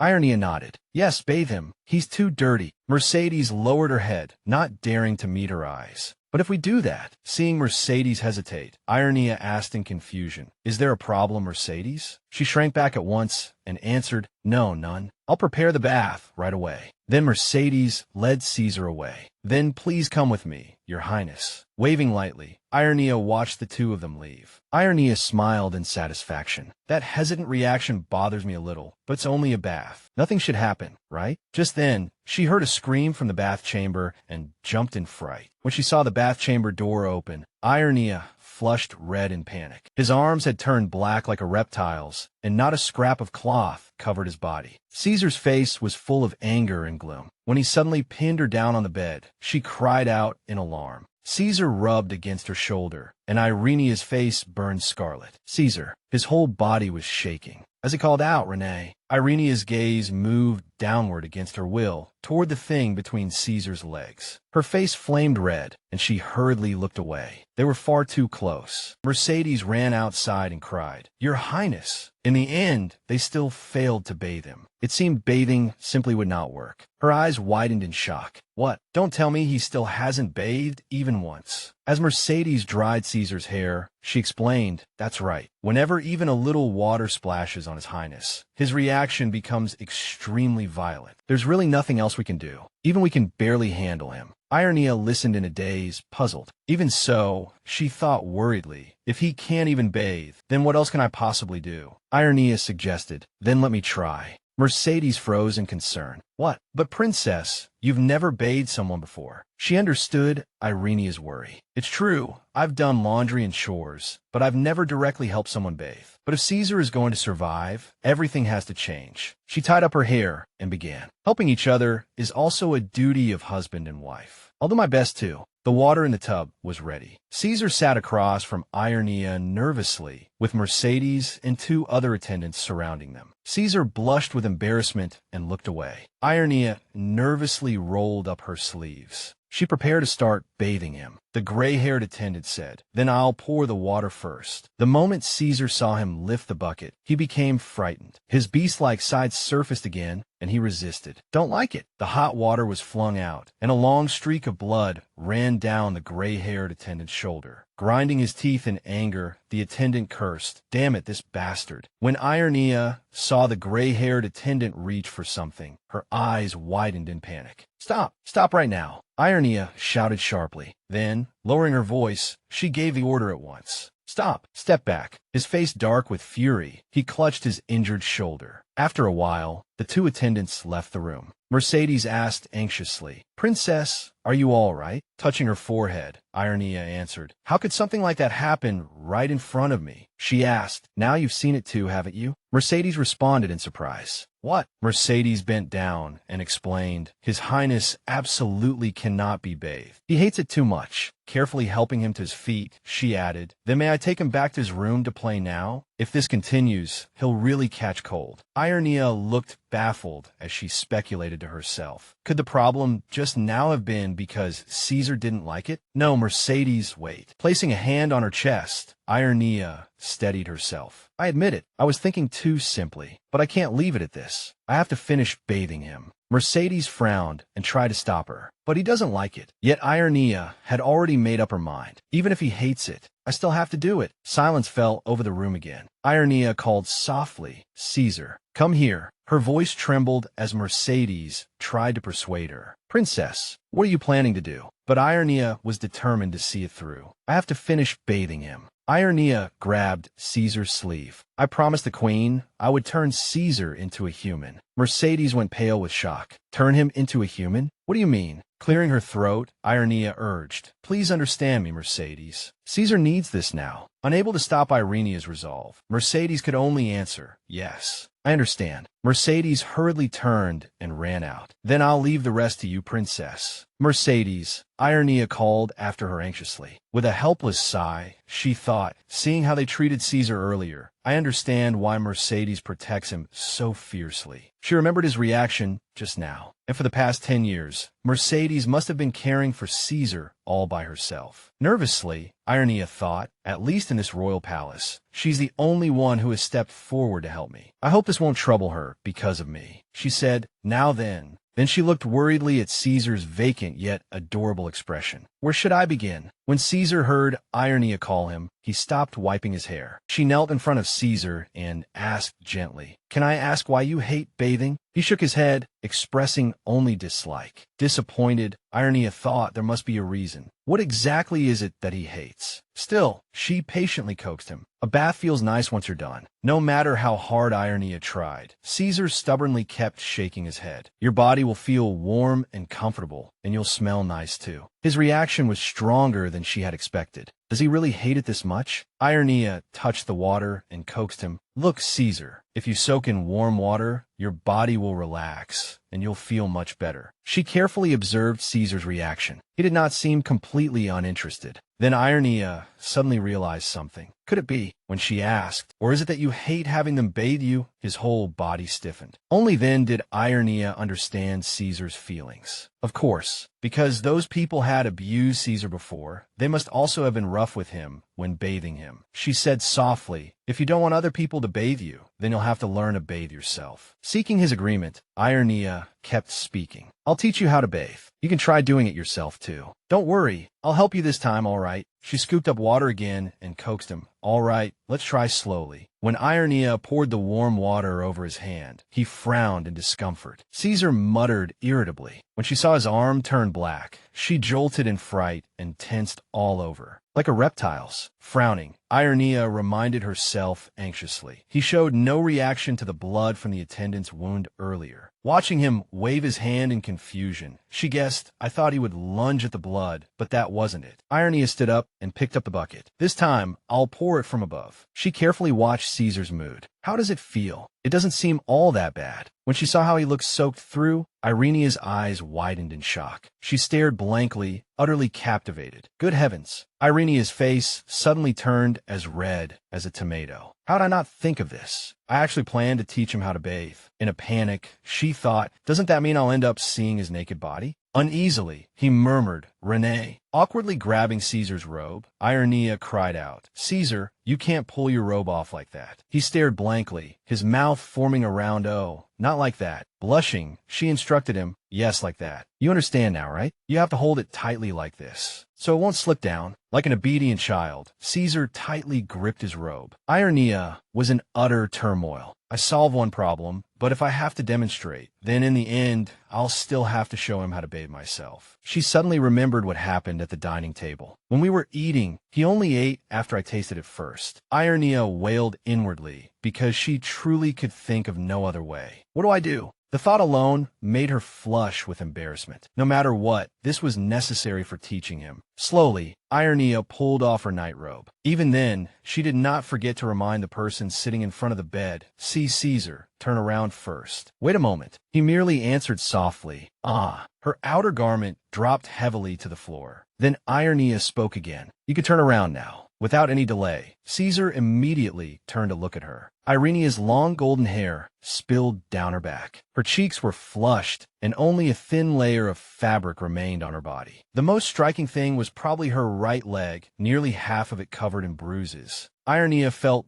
deeply uncomfortable. I don't want to show too much of my bare leg. Memories from the past rose up again. It had only been an accident. Back then, Giovanetta had stood above her, looking down, while Irenia clutched her leg in agony. With a vicious expression on her face, she shouted, "It was you. You're the one who carelessly fell." Irenia continued to recall the scene. The servants treated me like a bug, and Lady Celestina and my half-sister Giovanetta openly made trouble for me too. Even my own father, Gaspiro, cared for nothing but banquets and pleasure. In that kind of situation, when the accident happened, not a single person came to help me. The story went on. By the time they discovered it weeks later, it was already too late. My leg could never be saved. From then on, mocking words never ceased. Cripple, touch her, and you'll catch it. Everyone did their utmost to condemn her. With a leg like that, where do you think you can go? Fear rose in Irenia's heart. What if Caesar also thinks I'm filthy? Unexpectedly, Caesar seemed to be sniffing something. Irenia's face instantly turned red, and she immediately cried. Ew. Seeing him sniffing the dress she had just taken off, she tried helplessly to stop him. You fool, don't smell that. Being scolded suddenly like that, Caesar also looked a little embarrassed.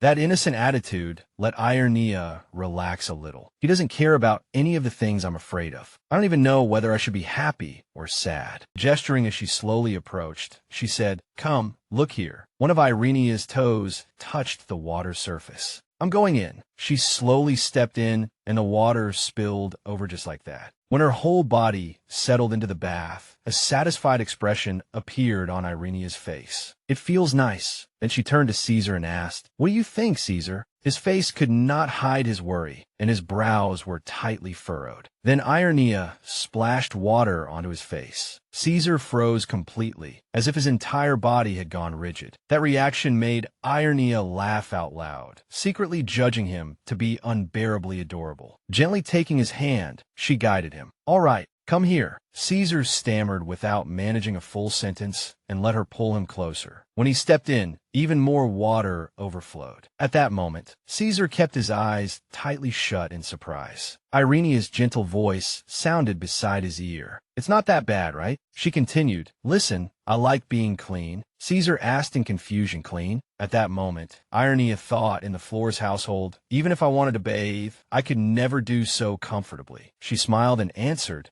So I hope Caesar will smell nice too." Then she poured out a green liquid. "Here, smell this." The liquid quickly dissolved into the warm water. Caesar sniffed it and said softly, "Smells good." But then Irenia frowned because she felt it. The soap touched the wound. That expression on her face changed him at once. Irenia's face immediately went pale, and her voice stammered. "See, Caesar, what's wrong? Don't tell me." When he took hold of her hand, her own hand began to tremble as well. "Are you going to drink blood again?" But unexpectedly, Caesar only placed a light kiss on the back of Irenia's hand. Squinting, she secretly watched him and speculated inwardly. That gesture was so gentle. Or is this just his way of expressing how he treats someone? Irenia's face turned even redder as she said, "Oh dear, does it prick?" She reached out to smooth his hair and gently ruffled it. Caesar happily narrowed his eyes and smiled. Irenia looked at him tenderly as well and continued guiding him with a smile. "See, Caesar, didn't I tell you? Be gentler. This is how you wash yourself." "Good. Now let's start from the beginning." After a while, Irenia spoke again. "Now then, the only part left is what's under the robe. Whatever else it might be, there was no way she could wash such a private area for him. So she decided to turn around and suggested, 'Can you do the rest by yourself?'" Caesar's face immediately fell, and almost at the same time he reached out and grabbed the hem of her robe. No, the sudden move flustered Irenia. "Wait, Caesar." Blushing, she desperately tried to stop him. "Caesar, you can't do that. Bare skin." But Caesar merely frowned and repeated a simple word. "Hey." Irenia secretly watched him, weighing things in her mind. "I'm glad he's relying on me, but not like this. All right, if you wash yourself properly and come out, I'll give you a reward." Those two words instantly sparked Caesar's interest. "Reward?" She let out a satisfied sigh. "It worked. Thank goodness." She went on, "All right, wash the way I just showed you. Rinse off, dry yourself with a towel, and come out. Then I'll give you a present." He carefully repeated, "Present." Stroking his hair, she replied, "Yes, a present. What should I give you?" Caesar moved his lips lightly, as though making a suggestion. Irenia looked up at him. Caesar's hand slowly and carefully reached toward her. Then he lifted Irenia's hand and pressed it to his cheek. "Here, touch." Looking at Caesar's content expression, she asked back, "You mean you want me to pet you like this?" "I understand. When you come out after washing, I'll give you that as your reward." "Is that all? You really are simple." But when Mercedes heard this, she unexpectedly cut in. What did you do?" Irenia calmly explained, "It happened yesterday." Caesar bathed by himself and then came out. Smiling, she continued, "If you had seen it, Mercedes, you surely would have." Yet at that moment, the other woman abruptly demanded, "Do you mean you sent me away because I failed to care for His Highness properly?" Irenia immediately sensed the shift in Mercedes' attitude. For the sake of his future, it's better to teach him independence. "Is there a problem?"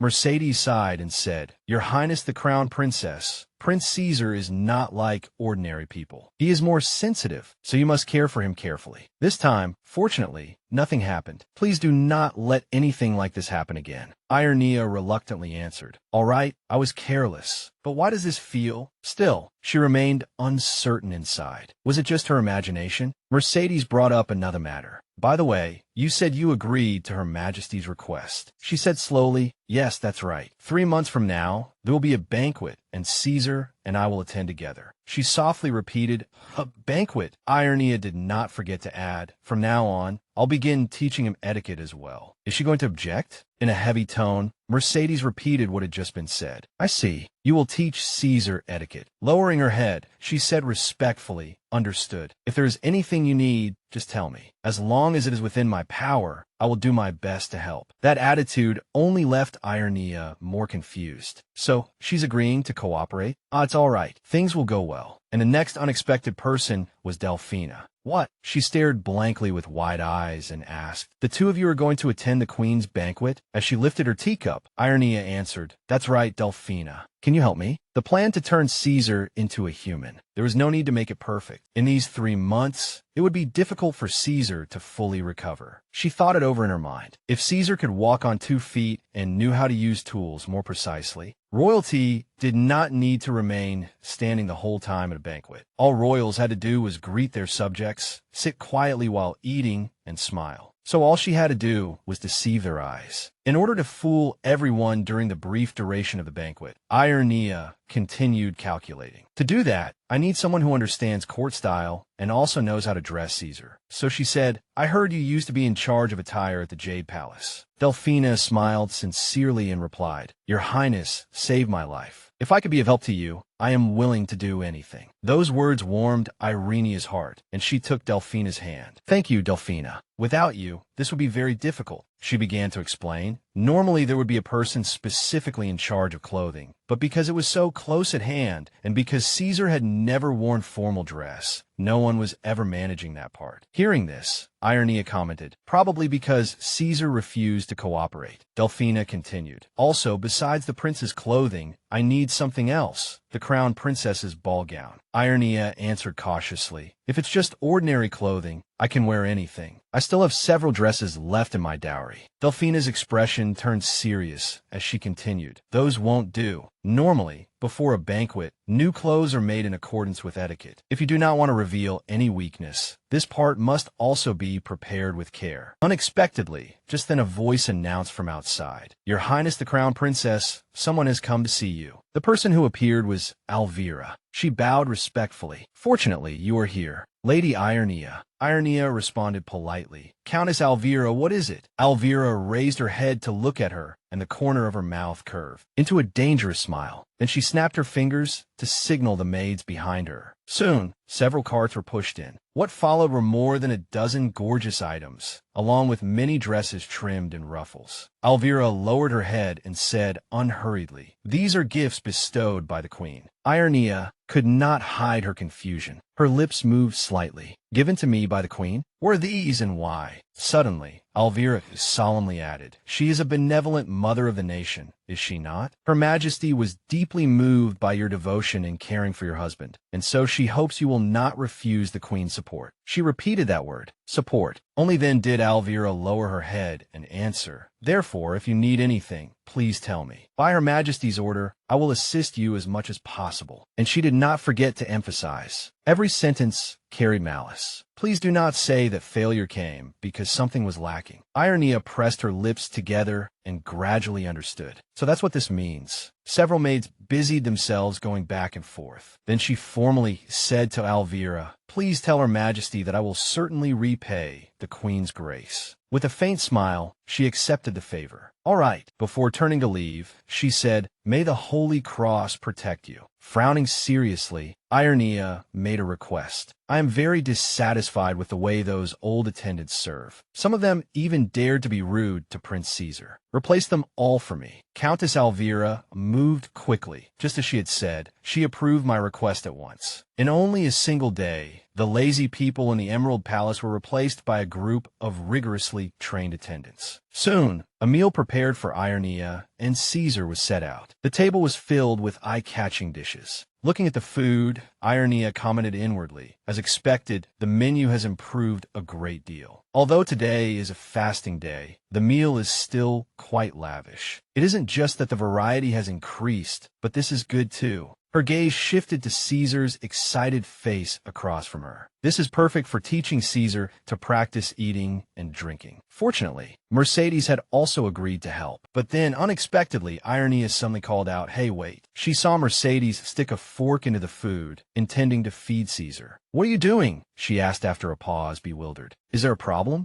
Irenia said seriously, Yes, of course there is. You can't do everything for him. You're treating the prince like a child. Hearing that, Mercedes said softly, Do you mean I should not help His Highness? Irenia continued, Nanny, when I said I would teach Caesar etiquette, didn't you say you would help me? But to her surprise, Mercedes immediately retorted, Even so, he still has to eat. As though she understood everything, Mercedes added, You still do not understand Prince Caesar. His Highness is usually very sensitive and rarely agrees to eat properly. And today is a fasting day, so there's nothing but vegetables. If I do not take proper care of him, how will his body endure it? Irenia frowned and strongly opposed that line of thinking. But this is too much. To me, this is very strange. Mercedes raised the fork in her hand and declared, Your Highness the Crown Princess will soon get used to it. Irenia strode forward and knocked the fork to the floor in one motion. Lady Mercedes. Mercedes's face almost instantly turned ugly. Then what do you intend to do? Irenia pressed her lips together and fell silent in thought. Then she turned and slowly walked toward Caesar.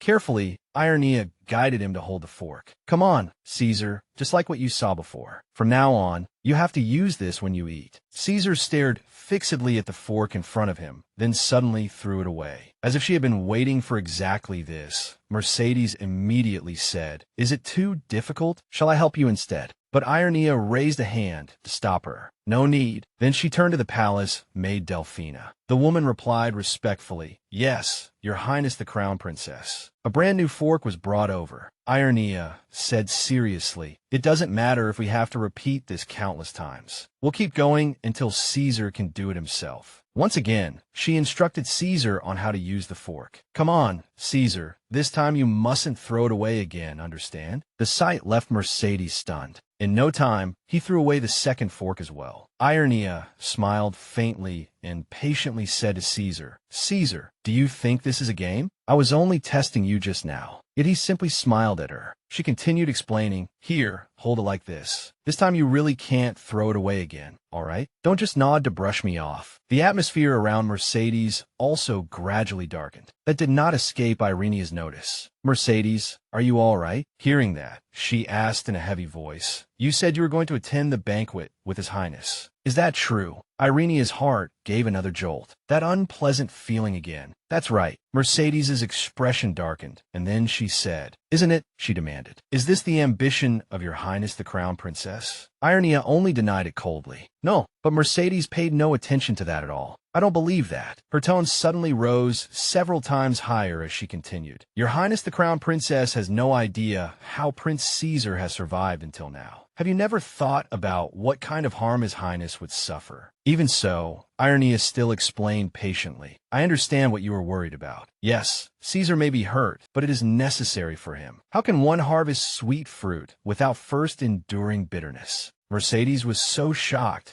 that she cried out involuntarily. Irenia continued to persuade her. "Mercedes, trust Caesar. Please trust Caesar. He can definitely do it." But Mercedes said sharply, "You only want to turn His Highness into a laughingstock for the whole world." Those harsh words were completely beyond Irenia's expectations. What? Why would she think to such an extreme? Mercedes went on cursing, growing more and more agitated. In a grand banquet hall like that, in front of so many people, do you know how much His Highness would have to endure? Irenia and Delphina urged anxiously, "Mercedes, please calm down." From beginning to end, Caesar showed no reaction at all. Meanwhile, Mercedes was breathing heavily. She made a declaration to Irenia that was almost like a declaration of war. "I absolutely cannot allow that to happen. My prince, I will protect him because Prince Caesar is someone I must protect." And at that moment, she finally understood. "Now I understand. That thing was emotion. A twisted emotion, poisonous as venom. I had long felt that something was wrong. The way Mercedes treated Caesar was always a blind acceptance of everything. After Caesar's curse was exposed, most people abandoned him, even his own mother, the late queen. She had always been frail, then lost her mind, and eventually took her own life. Probably only Mercedes, from the time Caesar was little, had continuously reached out and accepted him. The problem was that there was something strange about her personality, too. Her emotions were too intense, her moods so erratic they were hard to understand. Irenia's face darkened as she thought, if Caesar grew up in this kind of twisted love, then it makes perfect sense why he was never able to grow. She pondered heavily. One thing was certain. That woman is of no help at all to Caesar's growth. Then she made a firm decision. From now on, I no longer need her help. To Mercedes, those words were like a bolt from the blue.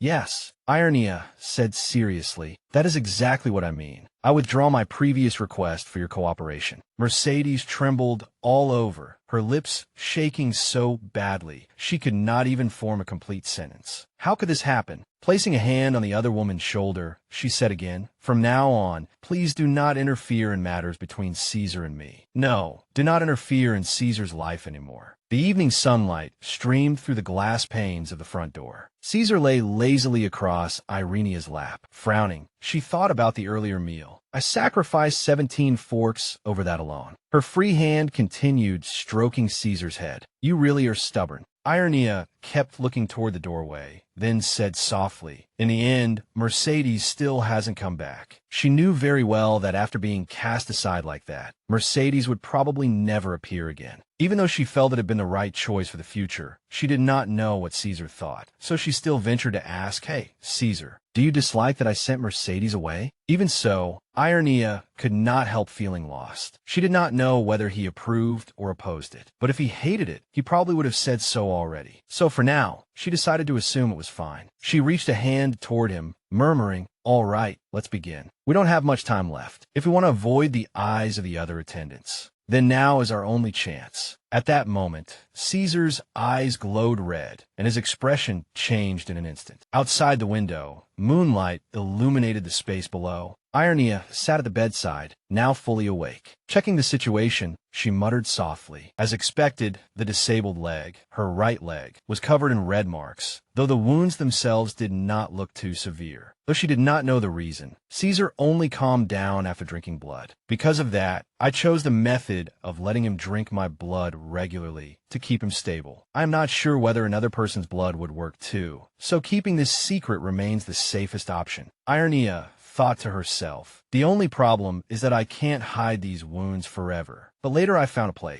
place where frequent injuries would not arouse suspicion, and where, even if it hurt, it would be easy to come up with a reasonable excuse to cover it up. Irenia laughed at herself and murmured alone, "I don't know whether to call it fortunate or unfortunate, but at least this useless body has one advantage." A voice suddenly called out beside her, startling her. "Alan." She smiled faintly to herself. He must be talking in his sleep. Looking at him like this, who would imagine he was the cursed prince? Irenia could not help reaching out toward him. Mercedes's words rang again in her mind. "Do you not think that is merely his highness's greed?" At the time, Irenia had answered without hesitation, "No." She continued, "I don't think so. I can be certain because I have seen Caesar's fate. A place like that, a life like that, is not where he belongs. Caesar deserves to be in a brighter, warmer place, because Caesar is someone worthy of all that. To make that happen, all of this is necessary." As she lightly touched him, she swore silently to herself, "I will make it all come true." Elsewhere, meanwhile, Mercedes was all alone. She remembered words from the past. Caesar was a child Mercedes had raised with her own hands, and to her, he was no different from her own son. So no matter the cost, protect Caesar. In a trembling voice, Mercedes murmured softly, "That's right, Caesar. That child is my son," she thought to herself. She made that promise to herself, and her expression became several times more dangerous. No one could separate them, not even that shameless bitch. Meanwhile, hurried footsteps rang out from the other side. It was Grovenetta. The door was flung open. Grovenetta strode in and shouted, "Mother, this person is Grovenetta Floris, the eldest daughter of Duke Floris's family." She was still shouting loudly. "That little thing is actually still alive? You mean that little Irenia?" At that moment, Celestina answered unhurriedly, "Don't be so loud, Grovenetta. You have no dignity at all." But Grovenetta was still not appeased, and even complained loudly, "Why didn't you tell me? I already picked out the dress, hat, and gloves I was going to wear to the funeral." Celestina coldly warned her, "Grovenetta, absolutely do not say such things anywhere. What if rumors spread about how improper it is?" She was calculating inwardly as well. Although it truly was unexpected, that child had always been a little stubborn. Come to think of it, she had always been like that, strangled, beaten, yet never making a sound. When she was starving, she would go into the garden, pull up grass roots, pick up dirt and leftover breadcrumbs, and chew them together just to stay alive. When the tutor gave her excessive lessons and punished her, she would stay up all night and memorize the whole book. If she had ever once cried and begged me, I might even have felt a bit of pity. She lifted her teacup and said, "Don't worry. How could I let that sort of thing climb over your head? Make your preparations. You will enter the royal palace very soon. I will arrange for you to stay by the queen's side." An angry voice rang out. "Why should I marry that kind of thing? I am the only daughter of the Peregrino Marquis household." Right after that, the girl coughed violently and spat out a large mouthful of blood. The young lady kept asking herself, was I punished because I made a scene at the wedding from the very beginning? But she could not stop thinking, what exactly did I do wrong?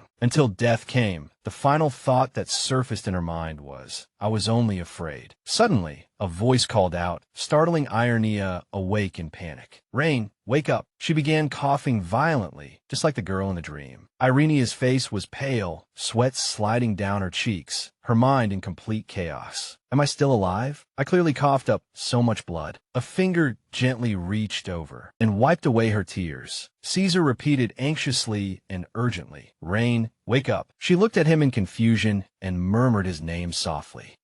Caesar. Was that just a dream? In her mind, the thought kept circling. Her chest still felt tight, and it had all seemed so real. Could it really have been only a dream? Another hand reached toward her. It's all right now. Caesar gently placed his hand on Irenia's head and soothed her. It's all right now. Seeing that, she answered with the same gentleness. It's all right now, Caesar. It's all right now. That made Irenia laugh softly. He's copying me. Yes, that's right. I'm Fina. Thank you. But in her heart, she kept asking, why did I have a dream like that? Caesar suddenly changed the subject. Smells nice. That single sentence made Irenia ask in confusion. He looked at her with shining eyes, like a puppy. I like it. Irenia still did not understand what was going on. Like what? What? Then he reached out with both hands and cupped her face. Then he gently pulled Irenia into his arms. She was completely stunned by what he did. See, Caesar, this is... She immediately realized it was the scent of lavender. Caesar explained again. I like this. She responded softly. Yes, I like it too. Could it be? Then she quickly understood. Did you bathe by yourself? Caesar smiled gently and confirmed. I washed. I did well, right? Irenia could not help opening her mouth in surprise. Caesar, who hated water, had bathed on his own. She gave him a warm smile and answered, very good. You did very well. Caesar also smiled softly. Following her words, his hand took Irenia's hand and placed it against his cheek. Put your hand here. His eyes suddenly widened in surprise, because Irenia's lips had lightly brushed against his. She pulled away almost immediately. Afterward, she awkwardly explained, Tethys,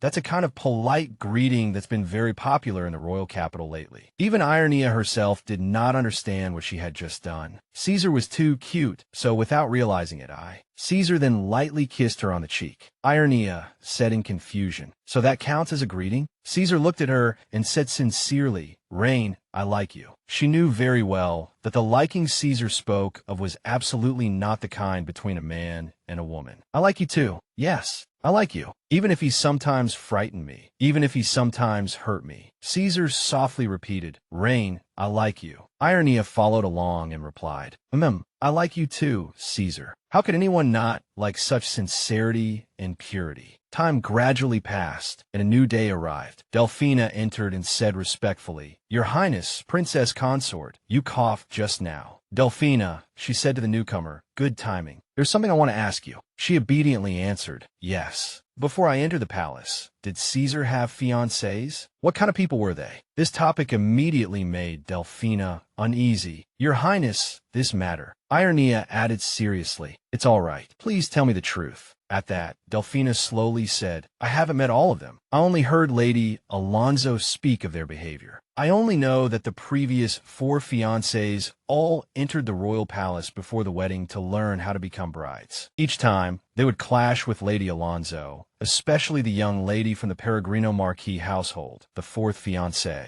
She even caused a scene at the wedding itself and angered Lady Alonso terribly. Hearing that, Irenia could not help asking, cause a scene? Delphina continued, yes. I heard she loudly declared on the spot that she could not marry like that, and she made a terrible fuss over it. That name lodged itself in Irenia's mind. The young lady of the Peregrino Marquis household. It had originally been a famous and prestigious family. So why did it sound so familiar? She could not help recalling the words of the girl in her dream. I'm the only daughter of the Peregrino Marquis household, yet I have to marry an idiot. Then she cried out in horror, the name I heard in last night's dream. Irenia thought in shock. It was definitely Peregrino, and the situation was exactly the same as in the dream. That made her hastily clutch her head. What on earth is going on? Beside her, Delphina quickly asked, Your Highness, are you all right? At that moment, Irenia stared blankly upward. That wasn't just a dream. I'm Fina. But that only made Delphina more worried. Your complexion looks very poor. Shall I light some incense to calm your nerves? Hearing that, she answered softly, All right, thank you. Afterward, Irenia sank into thought. Now that I think about it, the day before Delphina was framed, something similar also happened. It was precisely because I had a dream the night before that I found the real culprit. Could it be that suddenly? She spoke up and asked, Delphina, do you know how the young lady of the Peregrino Marquis household died? At being asked that, Delphina showed a frightened expression. Why, Your Highness, I only. Such a thing. Before she could finish, Irenia understood. That girl, who had almost become the princess consort, had died at the hands of the cursed prince. Such rumors had always circulated, and I had always believed they were true. In a probing tone, Irenia asked, "But did Caesar really kill that girl?" At the same time, she was also wondering, does Caesar really have a tendency to attack others? But it always seemed more like a reaction to protect himself than an active desire to hurt someone. Gradually, his tearful face appeared before her eyes. "Until now, the Caesar I have seen." Faced with all this, Irenia said inwardly, "Impossible, Caesar really." Meanwhile, Delphina hurriedly explained, "Your Highness, Princess Consort, please forgive me. I am lowly in status and know nothing about that matter." Irenia also said with some hesitation, "That's true. I was too thoughtless. Pretend you didn't hear it." But after saying that, the atmosphere between them strangely became tense. To break the mood, Irenia said, "Right, what is Lady Alonso doing now?" At that, Delphina let out a breath of relief and answered, "She has not come out of her room even once since morning." Hearing that, Irenia suddenly grew curious. Has she still not recovered? On the surface, she is dignified and gentle, but there is always something indescribably strange about her. What kind of person is Lady Alonso, really? The question startled Delphina. "My lady loves Prince Caesar very much." Delphina's next words became quieter and quieter. "It's just that sometimes that love goes too far." As though sensing the implication in those words, Irenia nodded lightly. "Love that goes too far. There could not be a more accurate description. I understand. Thank you for telling me the truth." The conversation ended there, and she soon stepped outside. Caesar. As she walked, Irenia, dressed in lighter clothing, called for Caesar while worrying to herself, "I had planned to start teaching him a new lesson today. So where did he run off to now?" Just then, a responding voice made her involuntarily lift her head. "Rain." The first thing Irenia saw was a figure on the rooftop tiles. She froze in shock, while he calmly waved at her. "Dear heavens, Caesar, that's too dangerous." The next second, Caesar's footing suddenly slipped, and he lost his balance. The sight made Irenia shut her eyes in terror. Fear plunged her into despair. He fell. Irenia's mind instantly went blank. Caesar, he'll die." Yet Caesar happily walked toward her. He was smiling brightly now, cheerfully calling her name. "Rain, rain." But on the other side, Irenia's breathing was still ragged. In the end, she collapsed to the ground right in front of him. Seeing that, Caesar looked utterly confused. "Rain." But Irenia had started to get angry, and the next words came out as a direct scolding to his face. "You idiot." Hurriedly wiping away her tears, she rebuked him. "Why would you do that? What if he got hurt?" Even so, Caesar still looked unconcerned. "I'm fine." Irenia immediately exploded. "What do you mean you're fine? You jumped down from that height. How is that fine?" Her reaction gradually made him feel guilty. "I'm fine." But she was still both angry and upset, cursing inwardly, "You idiot." Irenia warned him again, making him wilt completely. "You are absolutely not allowed to do this again." After a while, everything finally returned to silence. Irenia gradually calmed down and asked herself, he jumped from such a height and was completely unharmed. How is that possible? What exactly is going on? Suddenly, she frowned slightly. And another thing, what exactly were the guards doing, letting the prince climb to such a place? Wasn't it their duty to protect their master at all times? Just as that thought occurred to her, a squad of soldiers came strolling over leisurely. The moment their eyes met, the other party spoke. "This servant greets your highness, princess consort." But Irenia was already burning with anger. "You're only showing up now?" Carried by that fury, she pointed straight at them and said, "Right here." Irenia demanded of the soldiers, "Do you know Caesar just jumped down from up there?" As soon as the question was asked, both sides fell silent for a moment. Then, she repeated herself, "I'm asking you what just happened. Do you know or not?" But Max curled his lips and answered, "I don't know what your highness is talking about." That cold attitude stunned Irenia. "What on earth is this?" She even blurted out, "What?" Instead, he lifted his chin and said self-righteously, "If nothing went wrong, then what is there to make a fuss about? Look, isn't he perfectly fine?" At that instant, her anger flared even higher. Someone had fallen from the top of a tower, and he was saying nothing had happened. Then she threatened him without courtesy. Shouldn't guards be doing their proper duty? "I'm going to report this matter." But unexpectedly, after hearing that, the soldiers all burst out laughing. Irenia could not help freezing. What kind of attitude was that? At that moment, Max shot back. And exactly who do you plan to report it to? The pressure coming from him made her hesitate. Then, of course, the Queen. Hearing that, Max immediately showed a mocking expression. The Queen only instructed that as long as things here remained stable and no problem arose, it was fine. Then he deliberately lowered his voice. If it were Prince Caesar himself going to speak, perhaps it would be different. But as he said that, Max deliberately pointed at Caesar. A prince who can't even speak properly. Can he do that? At that moment, Irenia snapped. Watch your words. You dare mock the royal family like this. Are you not afraid of being charged with treason? But the only response she got was a contemptuous scoff. Your royal family? What does our prince understand about this country? Do you know? If the princess consort were to disappear from here right now, then Max said sarcastically, no one would really care. The number of dead princess consorts would simply go from 4 to 5. At that moment, she could only suppress her anger, yet she had to admit those words were not wrong. Then Irenia thought in despair, if all those rumors over the years are true, then the fact that I'm still alive right now is already something strange in itself. Even if I suddenly died now, no one would find it odd. At the same time, she realized that this was what the cursed prince had always been. This time, it was only another new sacrifice, dying with a noble status. They might even say that was for the best. Irenia suddenly remembered the past. Even the old me came here thinking like that. This princess consort. Suddenly, Max slowly walked closer to her. Do you really want to disappear without a sound? With an arrogant smile, he provoked her. Or are you deliberately trying to attract attention? In the instant his words fell, 2 soldiers cried out in alarm. Captain! Irenia herself was startled too, only feeling her vision go dark. Caesar had already grabbed Max roughly in one hand. Caesar, at that moment, he could no longer hear anything from the outside world. Let go. In that situation, Max let out a muffled groan of pain. Damn it! And Irenia desperately tried to stop him. No, you can't. Sensing disaster, she rushed over in a panic. If this continued, someone would die. Caesar, no, you can't. Seeing the struggle, Irenia urged him even more desperately. Caesar, stop. But Caesar's eyes had already turned blood red. That terrifying killing intent immediately made her afraid. That was, Irenia fell into confusion. A Caesar I do not know. That wild instinct I had always avoided facing. Suddenly, a thought flashed through her mind. Can I stop him? Looking at Caesar, Irenia thought inwardly. I had believed I understood Caesar at least somewhat. Meanwhile, the soldiers shouted in panic, Stop! Let go! Let him go! She could not help asking herself, but is that still the Caesar I know? Suddenly, a painful groan brought her back to herself. Or is it that thinking I understood him was only my own arrogance? At that moment, she made her decision.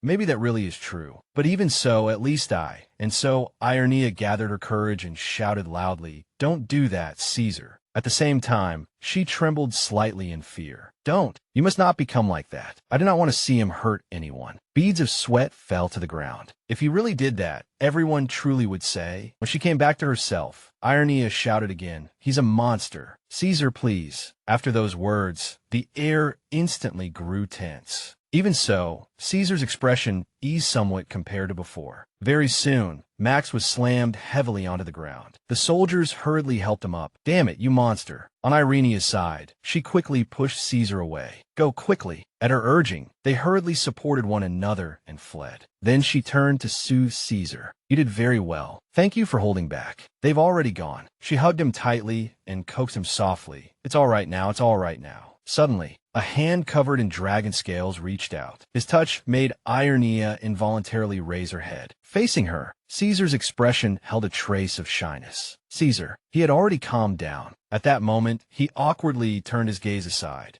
After a while, Irenia slowly said, thank you. The words came so suddenly that Caesar looked confused. Thank you, but she only smiled gently. First, thank you for listening to me. And also, thank you for standing up for me. If it had not been for him, something terrible might really have happened. Then Irenia instructed him, but you must not attack others like that. Caesar's eyes widened slightly because of that. Why? His question surprised her quite a bit. Why? If I say it's common sense, he probably won't understand. Even so, Irenia still explained patiently. I just don't want to see you hurt anyone. Can you do that? On the other side, Caesar suddenly moved his lips ever so slightly, but his expression looked sorrowful. Rain will get hurt. The reason Caesar gave was so startling that Irenia froze. At the same time, He continued confessing, "No, I can't let Rain get hurt." And Caesar clenched his fists. "Because I'm unhappy. This is very bad." Unlike Rain, Irenia still had not recovered from her shock. So Caesar got angry because of me. He was upset that I got hurt. As for Caesar, at that moment he said with a serious expression, "They were evil. They were bad people." Joy suddenly welled up in Irenia's heart. From then until now, had anyone ever been angry for my sake? But she quickly said, "Even so, you can't do that. Someday you'll get yourself into serious trouble." Hearing that, he only answered sadly, "Ah." In the midst of that moment of emotion, she suddenly felt shy. "Rain." Then Irenia smiled gently. "Happy. Ah, I really can't do this." Even that unconscious joy reached Caesar. How could I scold such a well-behaved little puppy? And so, everything ended in their laughter. Was there really still such an adorable prince in this world? After that incident, the captain of the royal guard quietly disappeared from his post. No one mentioned him, and he received no punishment. Perhaps, just as they said, the queen had covered everything up. Max's words suddenly echoed in her ears again. How could a prince who can barely even speak cause trouble on his own? Returning to the present, Irenia said, "But thanks to that, I know what I need to do next." "No, actually, I was already planning to do it." "Come on, Caesar." Then she lightly tapped the cane into his hand. "Let's study in the room." Only the two of them sat by the table, and the things on it were somewhat scattered about. At that moment, Caesar tilted his head in confusion. Study. On the other hand, Irenia was thinking ahead. If I'm going to attend banquets, then at the very least, I need to speak more naturally than I do now. Caesar will also meet many people, and he'll be forced to talk to them. Right now, he can only barely express himself with a few childlike words, and that's a problem too. There's no need for him to become truly fluent. It would be enough if he could clearly express his emotions. Thinking that, she picked up a card. "Learning words will help you speak more naturally." "Caesar, look at this." Then she deliberately showed him the picture. "What do you think? Cute, right?" However, he only said boredly, "No." Irenia was so surprised she went silent.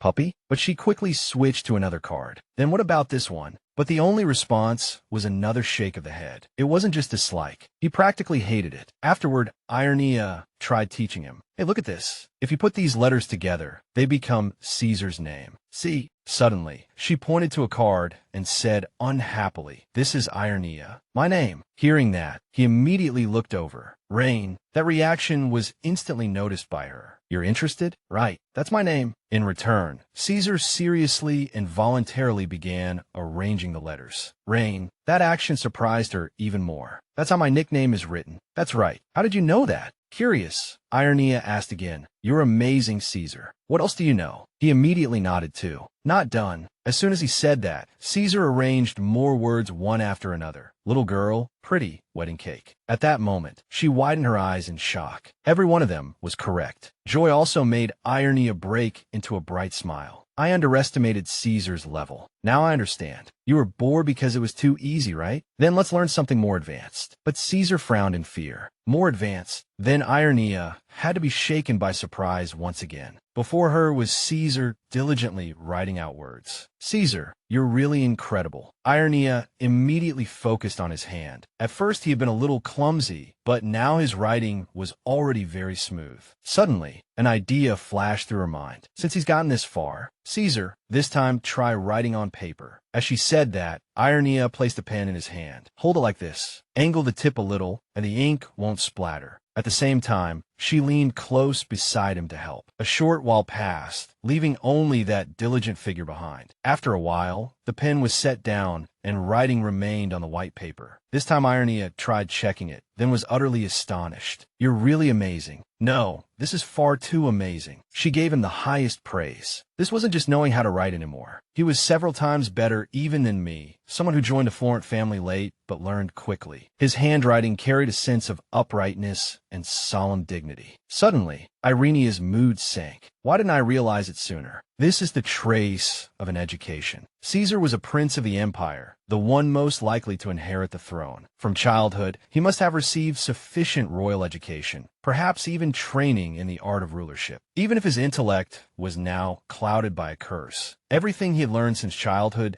still remained deeply engraved within him. I don't know how many more strengths Caesar has, hidden behind that curtain of a curse, that I still have haven't seen. Meanwhile, Caesar blankly turned toward Rain. Before she even came back to herself, Irenia had already tightly embraced him. Even so, Caesar accepted the hug and smiled in satisfaction. Soon after, she lifted her face and murmured softly, "What exactly is that curse?" In response, he did not understand what she meant. Curse! Irenia's attention settled on Caesar's hand. The only thing known about the curse on him was an ancient legend passed down through the royal family. It was the founding myth of Cetria. When a mad dragon Tigrash spread destruction across the world, the first king, Arcangelo, defeated it. Unable to overcome the mighty king's power, that evil dragon left behind a curse that would be passed down through the royal bloodline for generations, but that had only been treated as an old fairy tale. Until the mark of the curse appeared on Prince Caesar's body, everyone had thought it wasn't real. The anger in Irenia's words was unmistakable. That evil dragon had clearly died hundreds of years ago, yet its hatred was still so strong that the curse had continued until now. Then she gently stroked his hair. Only one thing was certain. Caesar was not someone who deserved to be treated this way. Time passed quietly. It was time that belonged only to them. Once upon a time, there was a very beautiful pair of ducks, and they welcomed the fruit of their love, a nest of eggs. Among them was one especially large and especially ugly egg, which worried the duck couple very much. But they only thought it was an egg bigger than usual, and they patiently incubated it all the same. But the problem began when the duckling that hatched from the large egg was completely different from its brothers and sisters. Its feathers were frightfully messy, its beak was pitch black, and there wasn't a single part of it that seemed right. The one born from that egg was the ugly duckling. The woman shouted, "That thing is not my child." Even Mother Duck, the one he trusted most, abandoned him. Countless voices rose around him. "He looks horrifying. A curse. The curse of the evil dragon has fallen." The kind old woman, the hen, the cat, they all drove the ugly duckling away. The ugly duckling fell into despair. How could anyone ever fall in love with someone so ugly? Who in this world would want to marry such a monster? Within that recalled past, a young woman screamed, "Who would marry a monster like that?" Then she rushed out in a panic. "I'd rather die. If I die, everyone will regret it. My father who forced me, my mother who couldn't protect me. They'll all do nothing but cry in front of my grave in the end." Thinking that, she stood blankly before a deep lake. Suddenly, a single drop of water lightly fell, startling the young woman. At that moment, she realized in shock, What was I just trying to do? Little by little, she hurriedly backed away. If I die, everything will be over. When that happens, what would be the point even if people regretted it? Just as she fell into confusion, the young woman was suddenly shoved down. I'd rather turn back and find a way to break off this engagement. And then her whole body gradually sank into the water. Help me, please save me. Yet that mysterious person only pushed the young woman down deeper, while cursing, "Stop struggling and die already, you wretch." In the end, all she could think helplessly was, "It hurts. Please stop. I wish all of this were only a dream. Someone, please wake me up." Along with that cry, Irenia jolted awake in panic. "Rain, wake up." After sitting up, she hurriedly wiped the sweat from her forehead. Even so, fear still flooded Irenia. "For the past week, I've had nightmares every day, and each day they've been a little different. Some scenes were things I was seeing for the first time, but little by little I realized what they had in common. Sometimes it was a pillow pressed over a face, sometimes someone being violently forced down, or rough hands, or even poisoned food. What all those dreams had in common was that, in them, I was a princess, and every single time before I woke up I was killed by someone. They were all my age, and all in the same situation. If I had become a candidate for crown princess earlier, I would have become one of them too." Irenia clenched her teeth, trying hard to stay calm. "I don't know whether these are nightmares born from anxiety, or whether I'm truly losing my mind." Suddenly, Caesar's voice pulled her out of those thoughts. "Rain." Then he gently placed a kiss on her face. That comfort calmed Irenia a little. "Cesar, I'm fine." But Caesar still looked worried. "Fine." She quickly smiled and said, "Yes, I'm fine. Thank you for waking me up." And she felt a little happy inside. Ever since the day I started having nightmares, Caesar has always come to wake me up. Maybe because things got off track from the very beginning. Every time he wakes me now, he always kisses my cheek. Then Irenia wondered in confusion. "Come to think of it, how do you know every time that I'm having a nightmare and come wake me up?" At that question, Caesar opened his eyes wide in surprise. "Hm? How did I know to come?" The answer came hesitantly from his mouth. "I just know." Hearing that, Irenia froze, while Caesar merely nodded. I just do. Just then, she suddenly fell back onto the bed again. Well, he probably has his own way of sensing it. But an ominous foreboding arose in Irenia's heart. I haven't had a proper night's sleep in days, and I'm exhausted now. If I treat it as just a dream, then I can ignore it. She began to think. But if this dream has once again revealed the truth, just like when I found the jewel thief before, then a series of young faces flashed through her mind. All of them were murdered in the royal palace. Without realizing it, Irenia's words slipped out in a murmur. No one should die so miserably like that. Who on earth is doing this? By now, she was fairly certain there would probably never be any evidence left, and the palace would surely blame everything on Caesar's so-called curse. Beside her, Caesar called out innocently, "Rain." Hearing that call, Irenia looked at him and thought, if only there were an eyewitness. At that very moment, she suddenly came to herself because she realized something. Wait, I do have a witness. Irenia's attention instantly focused entirely on Caesar, right in front of me. And so, gathering more courage, she asked, "Caesar, do you remember? At the beginning, you were wondering." Irenia immediately hesitated as she said, those candidates from before, the ones who came before me and then died. Even after hearing that, Caesar still looked confused because he did not understand. Women died. That made her hesitate even more. Does he really understand? Or is he just repeating the last words I said? Yes, if my guess is right, then Caesar, who was always beside them, would be the most important witness. I absolutely cannot waste this. This is very important. Irenia carefully explained it to him bit by bit. If the dream is real, then Caesar, the one who was beside them, will be the most important witness. I cannot waste this. This is very important. At the same time, she cautiously lowered her voice. So, Caesar, if you can remember anything without straining yourself, Caesar began to answer. Splash, splash, fell into the water. Irenia instantly remembered the image of the young woman drowning in the lake. So tense that she hurriedly cried out, right, fell into the water. He knows about the princess falling into the lake. But the next word he said was only splash, splash. On the other hand, Irenia was extremely agitated. And then, what happened? Keep going. In the breathless silence, Caesar continued muttering, splash, splash. The ducklings flapped their wings in the water, splash, splash. Then follow mother duck and goat quack, quack. The absurdity of it all was so overwhelming that she couldn't react for a moment. But at that moment, he happily began imitating the sound of a duck. Quack, quack. It took a while before Irenia gradually calmed down. Ducklings. She let out a soft sigh. So was the fairy tale. I've been telling him too many stories lately. I didn't expect a side effect like this. Meanwhile, Caesar happily said, looking at his reflection in the water, the ugly duckling lamented, "What sin did I commit to be born so ugly?" This time, Irenia only smiled faintly. Caesar, you really like this story. For some reason, hearing the story again only made her heart ache. Perhaps because he had something in common with that duckling. But she quickly realized the problem.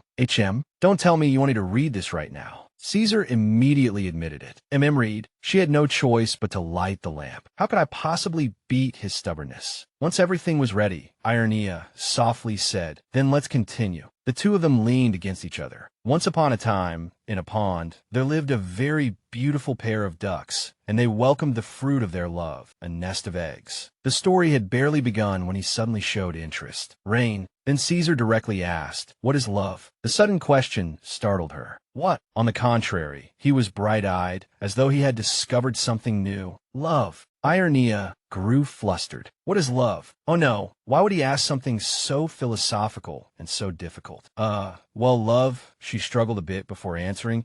It means you like someone very, very much. Caesar immediately repeated, like. Irenia hurriedly nodded. Right? Even more than that, really. At that moment, he said without hesitation, I like Rain very, very much. Even Irenia happily teased back. Yes, that's right. I like Caesar too. Then the very next second, he called her name with a gentle smile. Rain. With that absurdly handsome face, Caesar confessed. I love you. Unlike before, Irenia instantly froze in surprise and embarrassment. At that moment, Caesar stroked her hair and asked, "What about rain?" That gesture made Irenia's heart race wildly. "Calm down. Caesar is just speaking in a very innocent way. It's only pure emotion." Her whole face turned red, and the voice she stammered out was extremely soft. "I do too." Only Caesar kept smiling happily in innocent delight. Irenia hurriedly cleared her throat. "Then let's keep reading, all right?" But he interrupted her. "Fruit of love." Because she had just read those words, she could only look up in surprise. And Caesar continued, "Born. Those eggs, the fruit of love." Realizing what he meant, Irenia casually answered, "All right, it's a fairy tale." But he immediately called out happily, "When will it be born?" Irenia's expression froze instantly. In shock, she asked in confusion, "Is he following the fairy tale?" "Born." On the contrary, Caesar firmly emphasized, "Fruit of love." At this point, Irenia's voice began to weaken. "Fruit of love." Meanwhile, he excitedly pointed at the picture. "Here, fruit of love." Then Caesar calmly urged Irenia, "Hurry and have one." The shock was so great that her whole body went numb. Facing him, Irenia blankly asked herself how she was supposed to explain this. Then she tried to speak. "To be honest, humans do not lay eggs. Or should I repeat that biology lesson from before?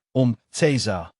Actually, that is..." But Caesar interrupted her. "Rain, how many do you want to have?" Irenia screamed inwardly at once. Not even one is possible. Even so, he continued to look at her with eyes full of expectation. "How do you have them?" At that moment, all the words on Irenia's lips got stuck. That is, Caesar widened his eyes. She began sweating too. That is, in the end, Irenia pressed her lips tightly together. I absolutely can't say something like that out loud." After mustering all her strength, Irenia forced out only a single word. "Ands." He tilted his head after hearing it. "Ands." This time she took the initiative and stretched out both of her hands. "Right, holding hands." Then if you sleep while doing that, then, before long, their hands were clasped by Caesar. "Like this." Irenia answered awkwardly.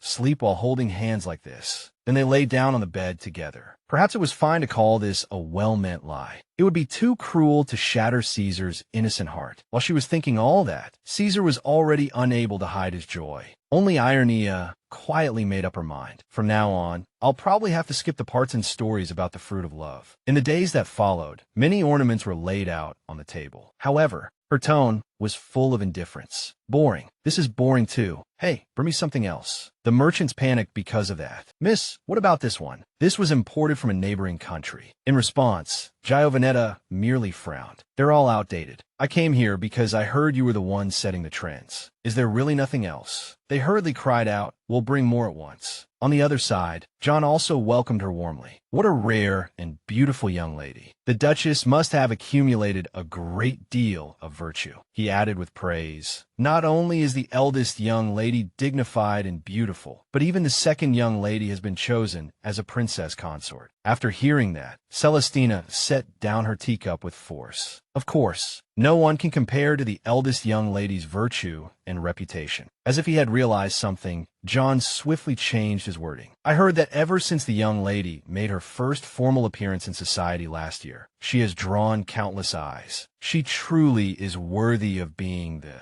young lady of the noble House of Floris." Facing him, Celestina lightly waved her fan. "That's right. This time, I need a dress truly worthy of her status, one even better than the last." And she boasted proudly again, "My daughter is about to be selected as the queen's private attendant, and she will be entering the palace soon." Caesar asked Irenia happily, "When will it be born?" Caught off guard by the sudden question, Irenia stammered and couldn't get the words out. Beside them, Delphina merely covered her mouth in silence. Her face turned red all at once as she said, "You two really are so close. I'll go prepare lunch first. You two take your time talking." Irenia hurriedly called out, tried to explain, "Wait, Delphina, it's not what you think." With a dark expression, she scolded him. "Caesar, didn't we agree that we'd only talk about this kind of thing when we were alone?" Caesar looked completely baffled and asked back, "Why?" She continued irritably, "Why? Because this is the kind of thing you're supposed to keep from other people. If you keep asking like that, it won't do." He nodded slightly, showing he understood. I see." But inwardly, she was thinking, I can't keep lying to him like this forever. That's right. Ever since that day, Caesar kept bringing up their crystallization of love. Irenia kept breaking out out in cold sweat. I thought that if I dodged it a few times, he'd forget about it, but I never expected him to be this persistent. If someone in the palace overheard and misunderstood, it would definitely cause a huge disaster. I have to think of something. And just then, Caesar suddenly spoke. Len. There was a pitiful expression on his face. Then should I hold your hand more often? The moment she heard that, her face flushed scarlet. Irenia slowly nodded. Why, yes, but not right now. Hearing that, Caesar smiled like a flower. I understand. So we can only do it when no one's around, right?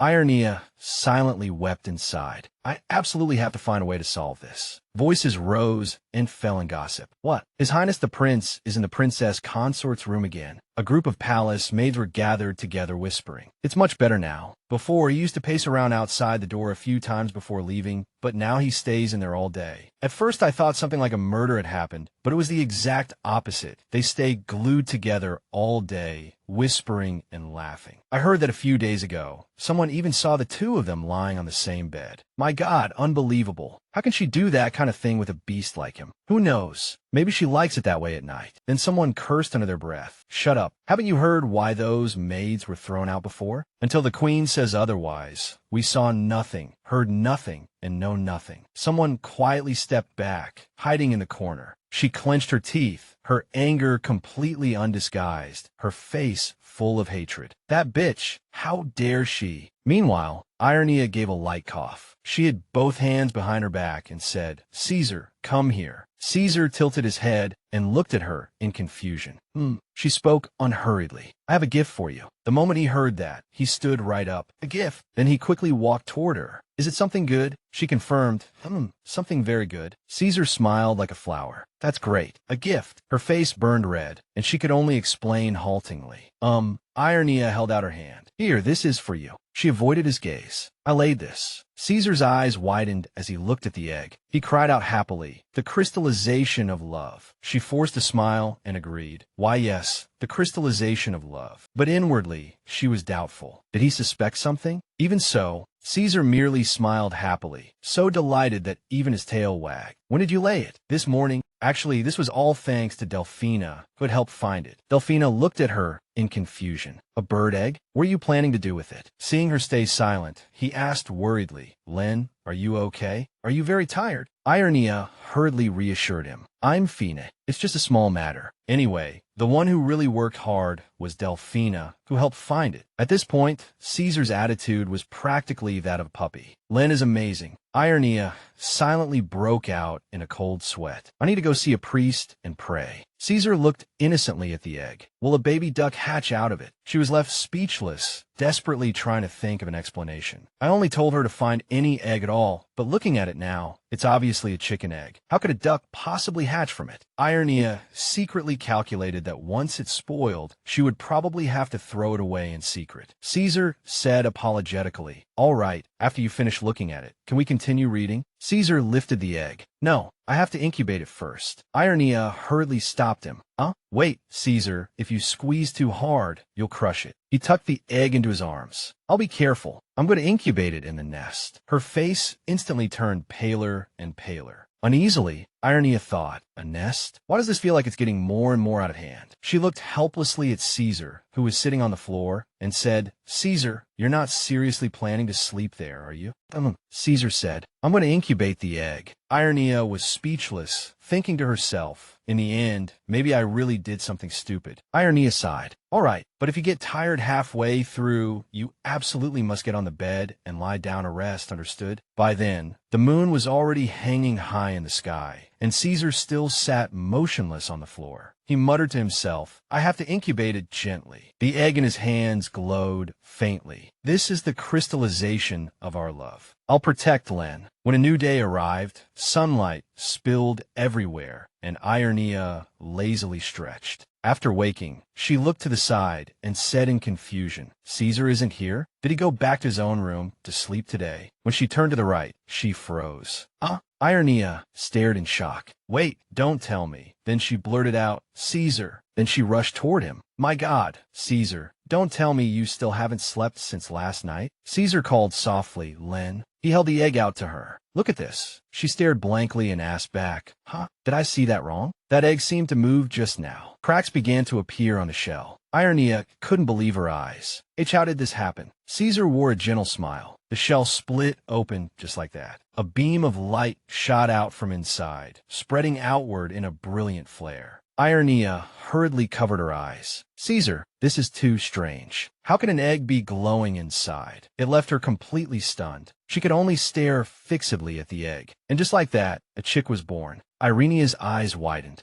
Caesar smiled brightly. She was so bewildered that she couldn't speak. Then she could only stare blankly at the chicken. What do I do now? What am I supposed to do now? I never thought a chick would really hatch. And what exactly was that light just now? Caesar said excitedly, Len. He smiled gently. The crystallization of love. Irenia could only agree. The crystallization of love, huh? The firewood in the fireplace was still burning, and in the flickering firelight, the chick was carefully placed on a pillow. Irenia looked at it tenderly. So cute. Her fingers gently stroked its little head. But what should she do with this little thing now? No class and no book had ever taught her how to take care of a chick. She turned to look at him and suggested, or maybe Caesar would know, since he even knew how to incubate an egg without learning. She asked, Caesar, do you know how to raise a chick? He explained calmly, put it in water and wash it. Irenia hurriedly stopped him. No, it can't touch water. Inwardly, she thought, I'm an idiot for ever trusting Caesar. What do I do now? At that moment, a voice rang out, oh my God. Delphina looked at the two of them with a pale face. What is this? She blurted out. Don't tell me this is yesterday's. Irenia immediately motioned for her to be quiet. Delphina, Caesar declared confidently, this is the crystallization of love. Delphina looked awkward and hesitantly echoed the astonishing statement. Is that so? It really is the crystallization of love. Meanwhile, Irenia was screaming inside. Delphina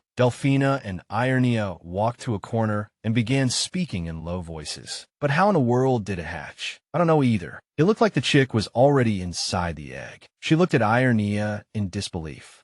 No way. I thought that thing was for eating or for smearing on something. So I specifically picked the freshest egg, one that had just been laid, and brought it to you. Irenia asked Delphina, do chicks usually hatch this fast? Delphina answered vaguely, of course not. It takes at least 20 days to incubate one. There's no way it could hatch in a single day. 1,457. Delphina, you know so much. That's because my family kept chickens when I was little, so I know. At that moment, the chick flapped its tiny wings and bounced around all over Caesar. Irenia and Delphina both looked toward him at the same time. Delphina, do chicks normally fly around like that too? Well, the chick perched on top of Caesar's head. Irenia smiled and thought, forget it. I already have one utterly unpredictable prince right in front of me. So one more strange chick hardly makes a difference. Well, I don't know either. Meanwhile, in a tea room, Giovanetta gave a respectful bow. Glory of the Holy Cross Tavern. Greetings to Her Majesty the Queen. Cornelia glanced at her and said, that's enough. Then she carefully sized up the person across from her. So you're the princess consort's sister. She smiled ingratiatingly. Your Majesty, I will certainly do everything in my power to satisfy you. Cornelia was very pleased with Giovanetta's attitude. It seems that unlike that sister of yours, you're obedient and pleasing.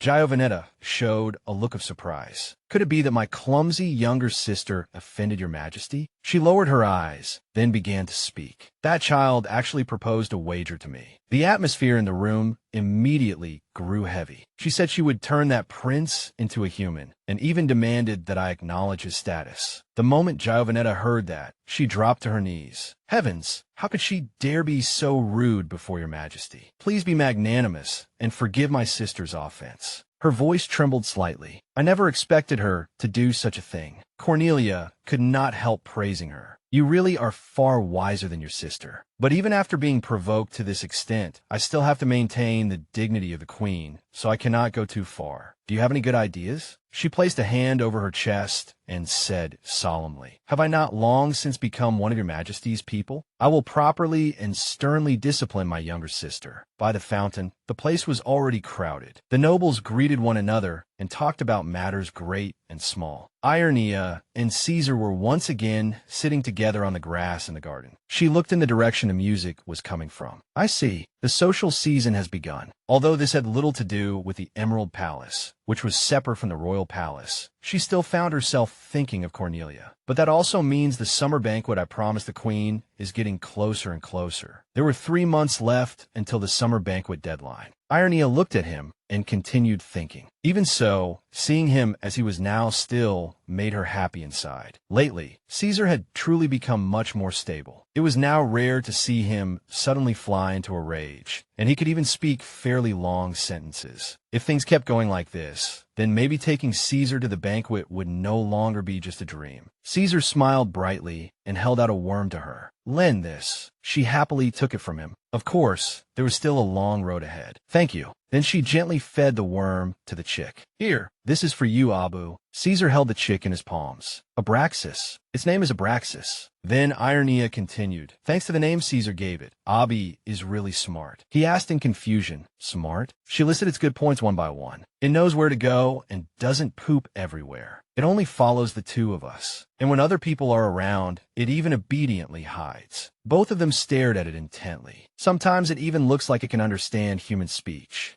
Though probably not to that extent. Delphina suddenly came running over. "Your Highness, Princess Consort." Seeing her expression, Irenia asked in confusion, "Delphina, what's wrong?" Panting, Delphina said, "A guest has come to the Emerald Palace to visit you." "A guest?" she murmured in confusion. "At a time like this, who would come looking for me?" As she spoke, 2 figures approached her. Irenia's expression changed instantly. "Don't tell me." The face that came into view was Giovanetta's. "Giovanetta." She waved her hand and greeted Irenia with an affectionate smile. But in Irenia's mind rose memories that were far from pleasant. When I had just entered the House of Floris, while everyone looked down on me, the only person who showed concern, the one who came up to me frowning and looking for trouble, was her. "You're my younger sister." It was her, Giovanetta. Back then, Irenia looked at her fearfully, her hands awkwardly clasped together. Giovanetta appraised her with contempt. "So filthy." And Irenia, on the other side, only said softly, "Miss." Then she sincerely praised Giovanetta. "You're so beautiful, like a princess." Hearing that, Giovanetta could not help showing surprise. "What?" She giggled. "Looking at you that way isn't so bad. At first, it was like that. Later, Giovanetta still treated me well and would even take care of me. Hey, this is for you.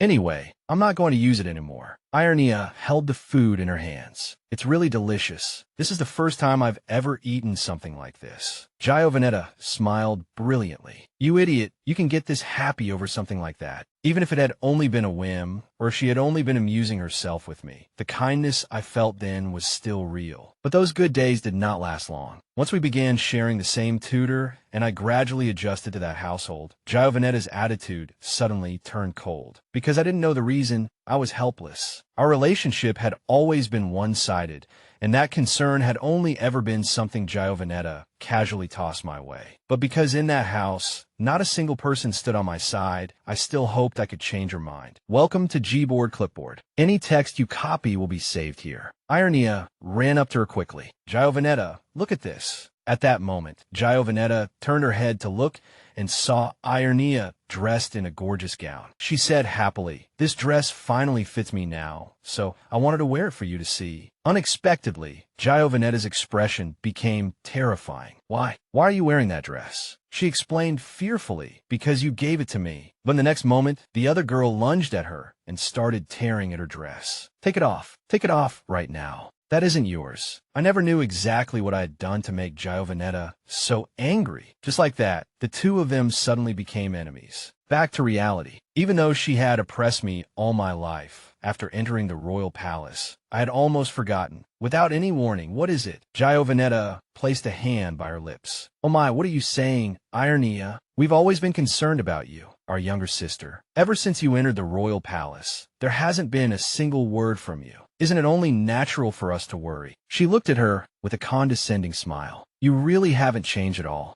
Even after coming to the royal palace, you're still like this. Irenia thought inwardly, that's true. Just then, Giovanetta continued haughtily, how long do you plan to keep your guests standing outside like this? She frowned unhappily and looked at Caesar. Hey, you over there. Then she ordered, help your mistress into the reception room. Irenia turned to look at him. Had she mistaken Caesar for a servant? Caesar pointed at his own face. She confirmed, yes, I'm talking about you. Just how do you attend people? Irenia stood up. Please show some respect, Giovanetta. She asked in confusion, what? Irenia repeated sharply. I said, show some respect. How dare you mistake royalty for a servant? Are you trying to disgrace the House of Floris? Giovanetta's expression changed drastically after hearing that. Royalty? Don't tell me. That's the first prince. Seeing that, Irenia continued warning her, and use proper honorifics when speaking to me as well, Mississippi. Giovanetta shouted angrily. What? Irenia turned to look back at Caesar. If it were only me being looked down on, I would have ignored it as I always did before. But now it was no longer just my problem alone. In the royal palace, my authority is the authority of the first prince, Caesar. The way they treat me is the way they treat Caesar. She silently made up her mind. So lift your head and stand up straight. Irenia's tone was resolute. No matter what, I am still Caesar's princess consort. What do you think you're doing? Are you planning to rebel in the palace? After being scolded like that, Giovanetta shouted in anger, you really are. Just then, two soldiers suddenly approached. Glovi, Nita gritted her teeth at the sight. After that, she obediently knelt and bowed to Irenia and Caesar. A maid of the Holy Cross Glory Tavern greets, your highnesses. Seeing this, Irenia thought to herself that even Giovanetta probably would not dare act rashly in such a public setting. Holy Cross Glory Tavern. From now on, mind your manners more carefully. Then she turned and left. Now then, let's go inside and talk. She widened her eyes as she looked at him. Caesar, what is it? Caesar spoke. Renee, he still had his hand outstretched. What should I do with this? Good heavens. Cold sweat broke out on her back. Caesar, you idiot. Irenia rebuked him. Not now. Put down quickly. Caesar said, why throw it over there? He turned toward Giovanetta.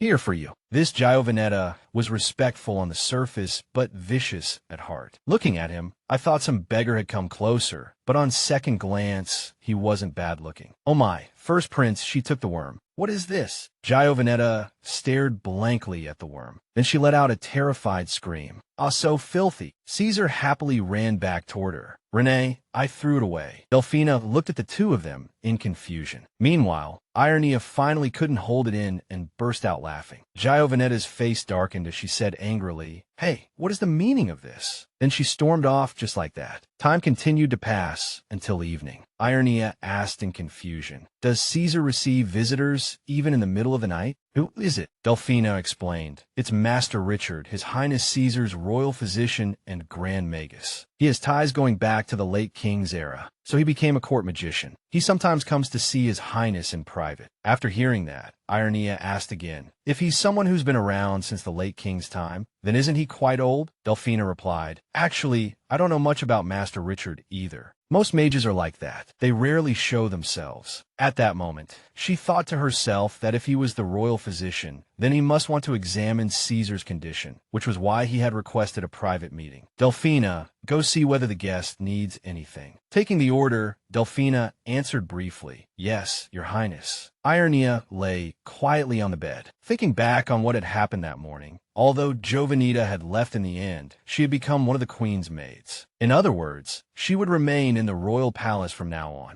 A thought flashed through her mind. The little chick kept tugging at her skirt hem. It was already difficult enough just to keep watch on the queen's movements, and now there was Giovanetta as well. She placed the chick on her hand. Are you trying to comfort me? Thank you. Suddenly, Irenia's face darkened in fear. She looked around at everything. What is this? Then she turned her gaze toward the surface of the water, looking at the scenery by the lakeside. Could it be? This is the place from that nightmare. But I'm obviously not asleep, so why am I seeing this? Irenia clutched her head tightly. That lake. Her face turned pale. I have to go to that lakeside. The room suddenly fell silent. A person dressed in black robes was standing there, as if waiting for someone. The person slowly lifted the cloth, revealing the painting underneath. Suddenly, someone announced loudly, His Highness the Prince has arrived. Caesar happily ran over. Richard. Richard slowly removed his hood. Your Highness, it has been a long time. The two looked at each other in silence for a moment. Richard continued, "Have you been well these past times?" Caesar gave a light response. Then he suddenly froze. To his astonishment, His Highness had become like this. Since when has the curse become stable? It still hasn't been completely lifted, but it has weakened a great deal. Your condition is clearly far better than the last time I saw you. He asked while I was gone. What happened? Night had fallen, and a bright moon hung in the sky. Irenia hurried forward. She clenched her teeth, her face filled with fear. The little chick beside her gave a worried chirp. The door before her, the way to avoid the guard's line of sight, the narrow path for servants. Everything matched exactly what the vision had shown me. She thought to herself that when she had seen in the dream, it had all been blurry, and the pain had been too intense, so she had remembered nothing clearly. But this time is different. The closer I get, the clearer it becomes. At that moment, Irenia suddenly realized something. Just a little more, and I'll find a clue about the deaths of the prince consort candidates. She widened her eyes and murmured in horror, "Someone. Could it be the killer is a woman?" At that moment, a girl cried out, "Is anyone there?" She shoved the man pressing on top of her away. "I don't know anything, hey." Then, in order to save her own life, she fled in a panic. The scene made Irenia go deathly pale. What is this? Could it really be as I suspected, in the royal palace, and in such a secluded place? Who would dare? The man suddenly spoke. "Who is this?" She muttered in confusion. "This person is Matthias." He brushed back his hair, then said with contempt, "Isn't this my sister-in-law?" Irenia cautiously stepped backward. She demanded, "What are you doing here? This is the royal palace. How dare you commit such a gross offense?" He replied calmly, "A gross offense? Aren't you exaggerating a little? A spring breeze is blowing. A man and a woman are drawn to each other. What could be more natural than that?" Irenia's face turned pale, while Matthias laughed. "My sister-in-law really is stiff and proper. But speaking of which," he asked in return, "what is my sister-in-law doing in a desolate place like this so late at night?" Cold sweat broke out on her back. "I can't exactly say. I was chasing after a vision that only I could see and just happened to run into this bastard here." He stared at her without blinking, then continued his assessment. "How strange. Not a single guard with you, and dressed like this too." A thought flashed through his mind. Could it be? Then he blurted out his conclusion in a tone full of scorn. "You were planning to kill yourself?" Irenia froze. "What?" Matthias sneered.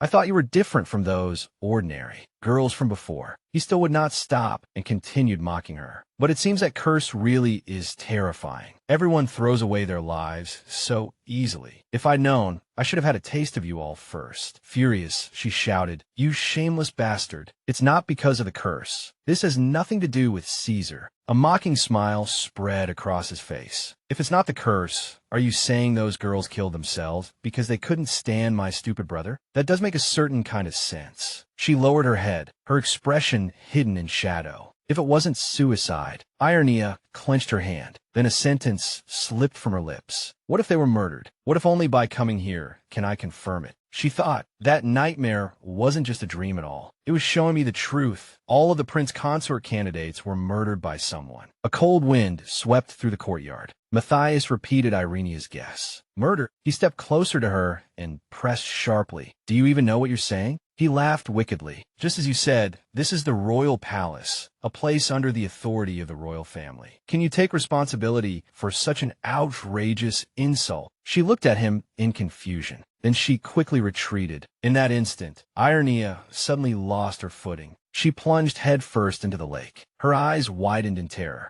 On Richard's side, Caesar suddenly felt a sense of foreboding. He leaped to his feet. Richard asked in confusion, "Your Highness?" His expression darkened instantly, and he rushed outside at once, completely ignoring the voice calling after him. "Caesar!" Water suddenly splashed up before Matthias. Surprise appeared on his face, and he immediately shouted, "What? Hey!" Matthias was startled again. Frowning, he tried to make out what was in front of him while thinking, "What is that?" Abraxas flew away unwillingly, and Matthias saw it happen. He stared in shock in the direction it flew and muttered, "A forest bird? Where did that suddenly come from?" Only then did Matthias remember why he had come here in the first place, and he hurriedly turned around. Damn it, that woman Irenia. On the other side, Caesar suddenly shuddered violently, making Richard cry out anxiously, "Your Highness!" Fear surfaced on his face as he softly said Irenia's name. Renee. But to Richard, this became another cause for concern. Renee? Why all of a sudden? Has it flared up again? His eyes flew wide open, shock plainly visible, because he saw magical light appear in Caesar's hand. It turned out that Abraxas had returned to Caesar's side, chirping grievance after grievance. After receiving the information, he opened his eyes wide in shock. Standing to one side, Richard could not help stammering. A familiar? When did you summon that? But what happened next left him completely dumbfounded. Caesar, directly, he smashed through the glass door and rushed out. Your Highness, Richard warned cautiously. As Caesar stepped onto the windowsill, Richard shouted, Your Highness, this is the 3rd floor. But he did not waste even a second and jumped straight down, leaving Richard too shocked to speak. Caesar fell at incredible speed, his eyes filled with determination. He landed lightly, but his sudden appearance still drew a scream. When Delphina saw him, she stammered in shock. Why, Your Highness? Her face turned white and her eyes went round. Where did you fall from? But Caesar cut off Delphina's questions with a single sentence. Renee is in danger. She froze at once.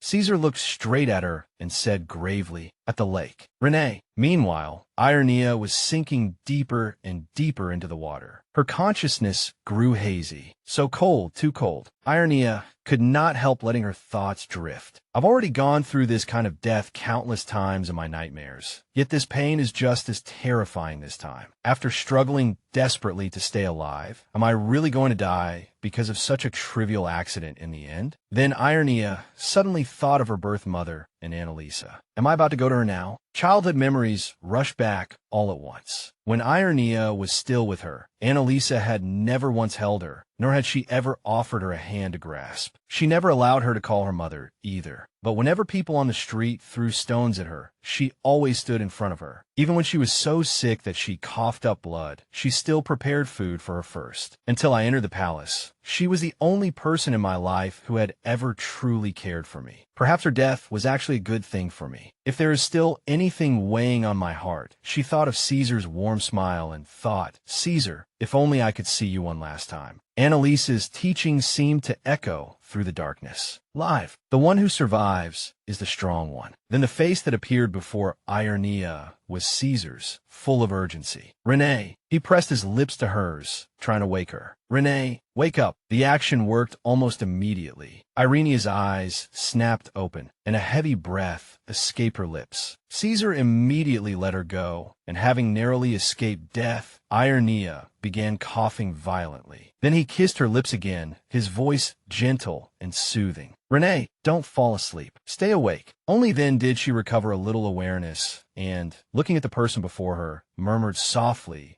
Hatsar. Hearing Irenia's voice, Caesar relaxed slightly. Thank goodness. Still holding her in his arms, he coaxed softly, It's all right, Renee. It's all right now. Unexpectedly, Elvira's cold voice rang out again. What is going on here? She suddenly appeared before them with several guards. What exactly happened here? Delphina also rushed over anxiously and quickly draped a cloth over Caesar. Your Highness, Matthias stood nearby as well, arms crossed, observing the scene before him. Elvira frowned, her tone half questioning and half annoyed. I heard from Maid that something happened to the princess consort, so I hurried over at once. But what is all this? Then she glanced to the side, and Elvira's gaze stopped on Matthias. Second prince, why are you here? Caesar's whole aura changed instantly. Growling, he accused, Was it you who put Renee in the water? However, that hostile attitude did not frighten Matthias at all. He answered leisurely, What? That's quite a painful accusation. I merely saved the princess consort when she was about to fall into the lake. Isn't that right, princess consort? Irenia was also calculating how she should answer. On top of that, telling everything now would be far too disadvantageous for her. I was careless. I got sleepy while taking a walk. Elvira paused thoughtfully before replying. Is that so? If that's the case, then you were fortunate. Unexpectedly, the words she spoke next were completely different from that earlier note of goodwill. But how strange. Fear instantly appeared on Irenia's face, and her eyes widened as well. A familiar voice, Mercedes's, interrupted the conversation. I heard a commotion outside and came out to see what was happening. I never expected it to be this. In an instant, countless thoughts raced through Irenia's mind. I remember now. At the moment I fell into the lake, when Caesar saw me gasping, he anxiously called my name, Renee. Irenia looked at Mercedes again. That face. In a steady and polite voice, she bowed. Your Highness the Princess Consort, it has been a long time. The instant she realized something, her expression filled with terror. The person who killed those Prince Consort candidates. Mercedes's face was exactly the face that had appeared over and over in her dreams. Mercedes said unhurriedly, I was watching from the beginning. Your Highness, but doesn't what you just said sound a little forced? Hearing that, Irenia asked cautiously, forced? What exactly sounds forced? Looking down at her from above, she continued, yes, I hadn't wanted to say this. Mercedes threw out a fatal question. But Your Highness the Princess Consort, why were you in a place like this? She even added fuel to the fire, deliberately trying to incite Elvira. Avoiding the guard's eyes in the dead of night to meet the second prince in secret. I have served Your Highness the Princess Consort for some time now, so I know Your Highness's temperament better than anyone. You dismissed all the palace maids arranged by the queen, and even drove away me, the one person close to Your Highness. Covering her face, Mercedes drew a meaningful conclusion. Could it be that you did it so you could secretly slip out for a tryst without anyone knowing? Those words easily stirred Irenia's anger. What nonsense are you talking about? She protested in her own defense. The second prince was simply here by coincidence. But Mercedes clung on like an old hound with its teeth sunk in and continued relentlessly. But how strange. How could this possibly be a coincidence? If that's true, then the princess consort came here all alone. She did everything she could to smear Irenia. Isn't this the very place where the previous princess consort committed suicide? She pressed her lips tightly together, cursing inwardly. What shamelessness! Delphina could only support Irenia and softly call, Why, Your Highness? Standing to one side, Matthias wore nothing but the expression of a gleeful troublemaker watching the spectacle.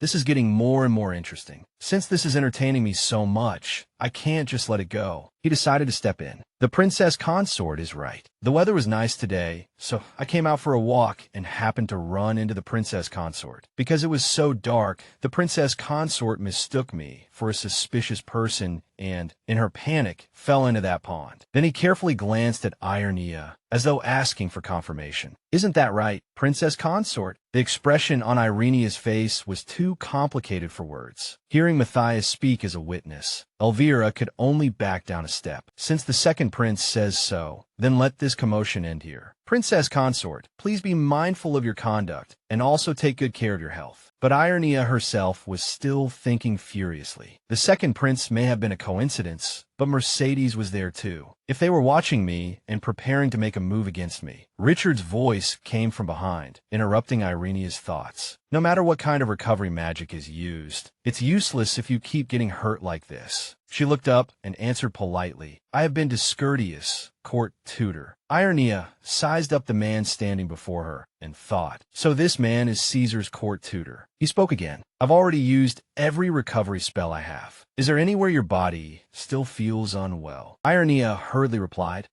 no need, thank you. I'm feeling much better now. Only then did he nod in satisfaction and continue. That's good. As His Highness's wife, you are just as important to me. She could not help feeling puzzled. Are you the royal tutor of the Elven Kingdom? Richard answered frankly. More precisely, I'm half human by blood. You can call me a half-elf. He introduced himself unhurriedly. I'm Richard from the Silver Birch Forest. Just call me Richard. Irenia cautiously observed him and replied, All right, Richard. It somehow felt as though she were being examined. Silence fell between them, and then Richard spoke. An unexpected question was thrown at her. Did you know that His Highness's curse has already stabilized? Irenia had not expected that at all. Caesar's curse? Excuse me? Seeing Irenia's confused reaction, Richard came straight to the point. It seems you haven't realized it yourself yet. Since entering the palace, have you experienced anything strange? For example, seeing visions or hearing voices, such as her eyes widened. Then she immediately pressed him. How do you know that? Richard merely reached a calm conclusion. Just as I thought. Then he began taking off his gloves. Next, he held out his hand toward Irenia, and said, "Give me your hand." Her face instinctively turned toward Caesar, seeking support from him. What Irenia received in response was his warm smile and a soothing reassurance. "It's all right, Ren." Only then did Irenia place her hand in Richard's, and almost instantly, light flashed. Observing the phenomenon, he said calmly, "Just as I thought. You have magical talent." Irenia froze, unable to believe what she had just heard. "Magic?" she protested weakly. "But I can't use magic. When I took the magic sensitivity test as a child, they said I had no talent." Richard explained gently as well, "I'm not talking about ordinary magic of that kind. You come from House Floris. It is the power passed down from the great sage Cosimo." That authoritative name shocked Irenia. Cosimo, the ancestor of House Floris, the man who slew a fire dragon centuries ago and was granted the title of Duke. Could it be that I also possess the power to suppress a fire dragon? Richard continued explaining, "That is still what people believe now, but considering that His Highness has already stabilized,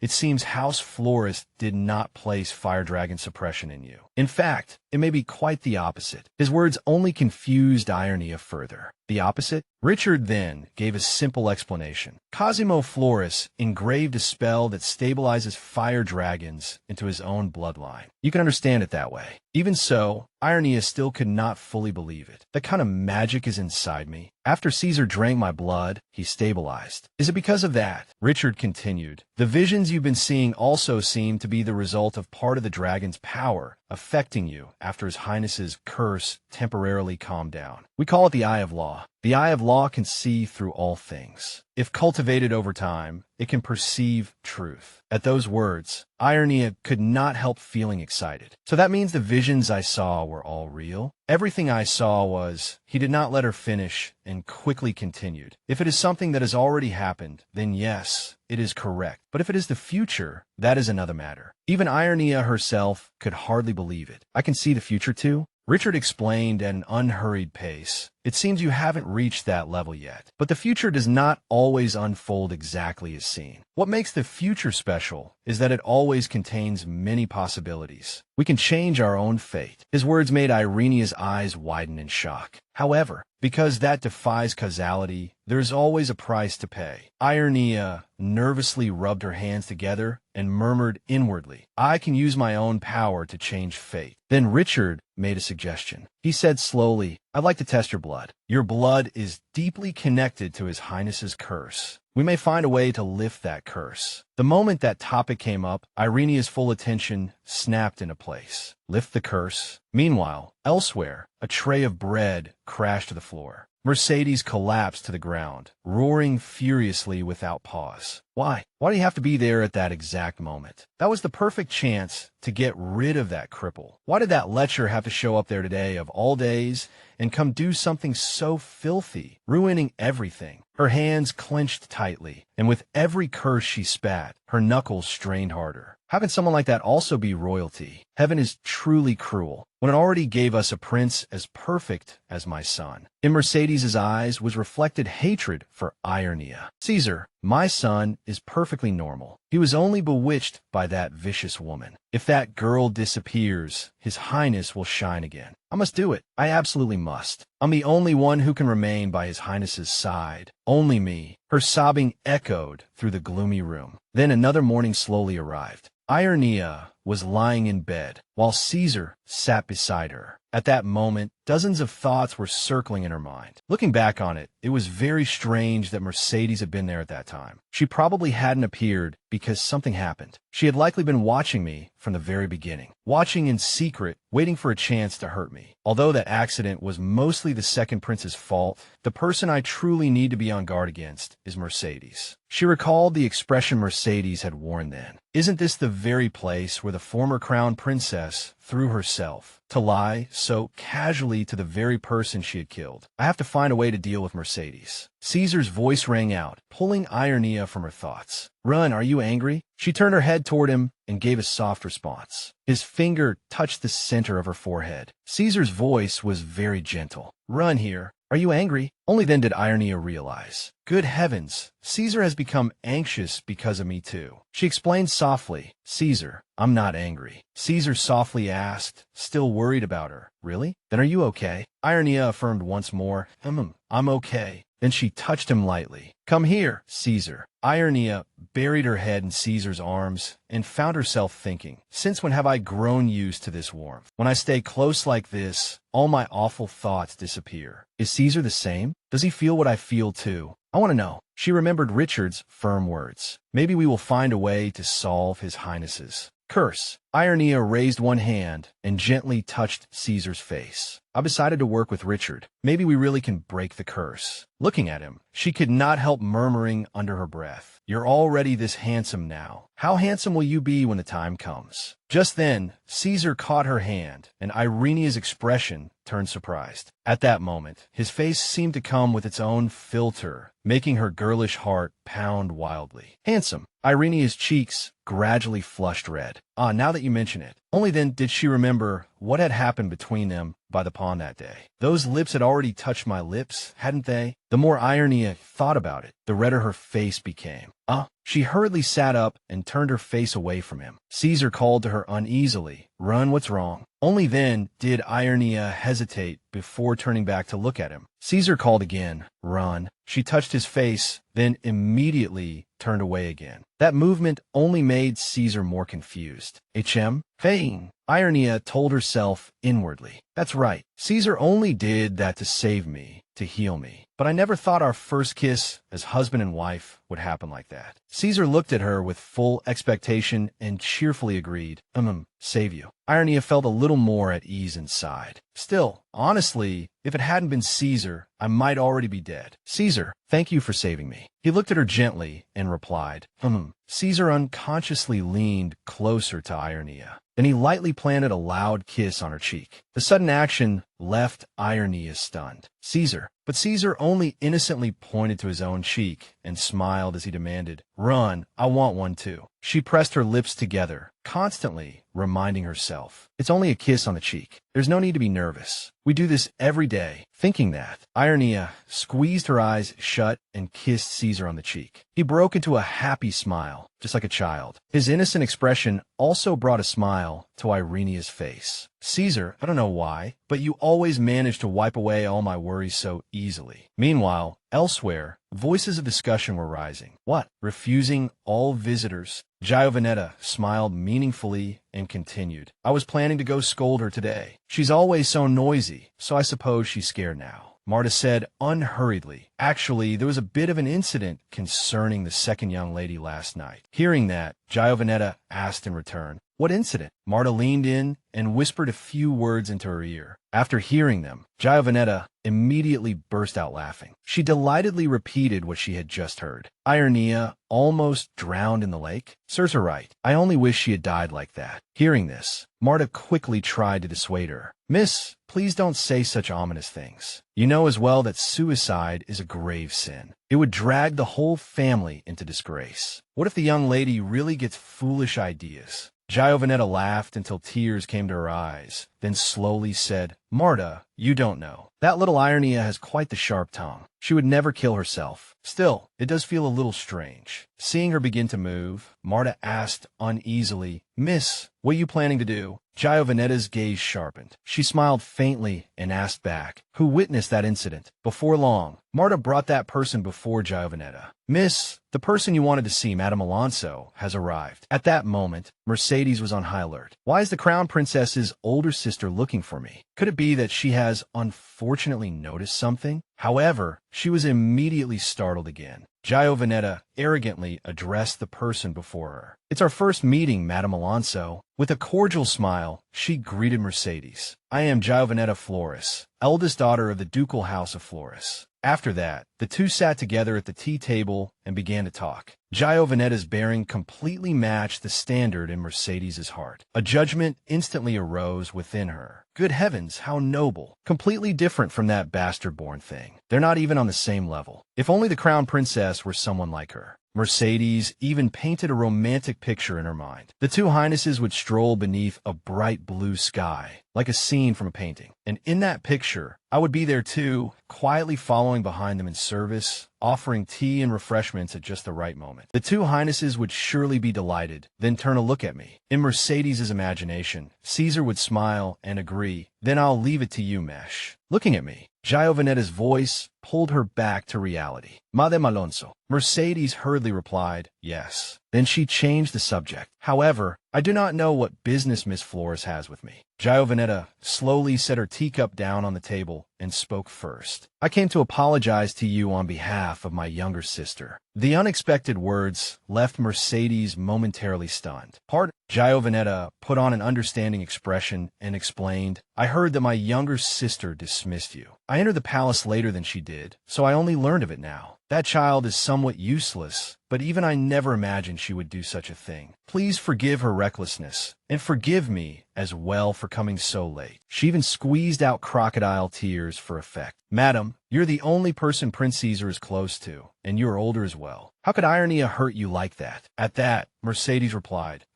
putting on a sorrowful expression, she accused Irenia. I sincerely wanted to help the crown princess, but she drove me away for no reason. Giovanetta gently placed one hand on her shoulder. With an air of understanding, she embraced Mercedes. The unexpected action made Mercedes cry out, Miss, but Giovanetta interrupted her and sighed. You have suffered far too much, madam. Please, tell me everything. I will listen to it all. Mercedes burst into tears just like that. Seeing this attitude, Giovanetta thought to herself with satisfaction. Her resentment runs even deeper than I expected. In the end, she still maintained her politeness and responded, Thank you for telling me everything. Mercedes's expression eased a little as she answered, It was nothing. Rather, I'm ashamed that I lost my composure. Hearing that, Giovanetta smiled and said, No, Irenia's fault is also my family's fault. The one who ought to apologize is me instead. Since I am now in the royal palace, if you encounter any difficulties, you may come to me at any time. Then she even took the initiative to add, If there's any way I can help, I will do everything in my power. Hearing this, Mercedes cautiously made a request. Then, Miss, would it be possible, could you arrange for someone to keep watch on the crown princess? For a brief instant, Giovanetta's face stiffened. Keep watch. Mercedes hurriedly explained, I don't mean anything else by it. I'm only worried about Prince Caesar, who is recovering while staying with the crown princess. Yet, Giovanetta broke into an enthusiastic smile and even praised the suggestion. Madame Alonso, how can you be so perceptive? Leave this matter to me. If that child, no, if the crown princess does anything suspicious, I'll inform you at once. She had not expected things to go so smoothly. The two continued talking like that. Giovanetta quietly fed Mercedes one vicious idea after another. They even went to the guards and bribed those soldiers, buying them off with money. Just as these fragmented images surfaced in her mind, Irenia jolted upright in shock. Giovanetta and Mercedes were colluding together. Delphina rushed in anxiously from outside and said, Your Highness, are you all right? Across from her, Richard asked unhurriedly, What did you see? Irenia only explained softly, I saw the people who want to kill me. At the thought of it, she could not help shuddering, and they had probably already formed a plan by now. Caesar reached out to her again, gently drew Irenia closer, pressed his forehead to hers, and asked softly, Run, does it hurt? Irenia smiled and answered, No, Caesar, it doesn't hurt now. They soon sat down by the table and began discussing a countermeasure. Well then, Richard said calmly, Wouldn't it be enough to expose the culprit using your ability? You humans know of magic too, don't you? Irenia carefully picked up his point. I can't casually claim that I have such an ability. I have no clear way to prove it. If people think I'm making unverified prophetic claims, I'll be branded a witch. At that, he could not help rubbing his forehead helplessly. Humans always have to label anything they can't understand as wrong before they can feel at ease. Then a question was raised. So what should we do? Irenia asked back in confusion. What should we do? Richard continued, precisely because what you saw was through the eye of law. His words made Irenia's eyes widen in shock. If we leave it alone like this, that event will certainly happen. The one who reacted this time was Delphina. Looking urgent, she cried out, There has to be a way. Irenia turned to look at her and called, Delphina. Delphina's face was tense as she said softly, At first, I also found it hard to believe in a power that can see the truth. She then added, But when your Highness saved me that day, didn't you use that very power? I was able to keep my life that day entirely because of you, Your Highness. Her deep gratitude stirred something in Irenia's heart. Delphina,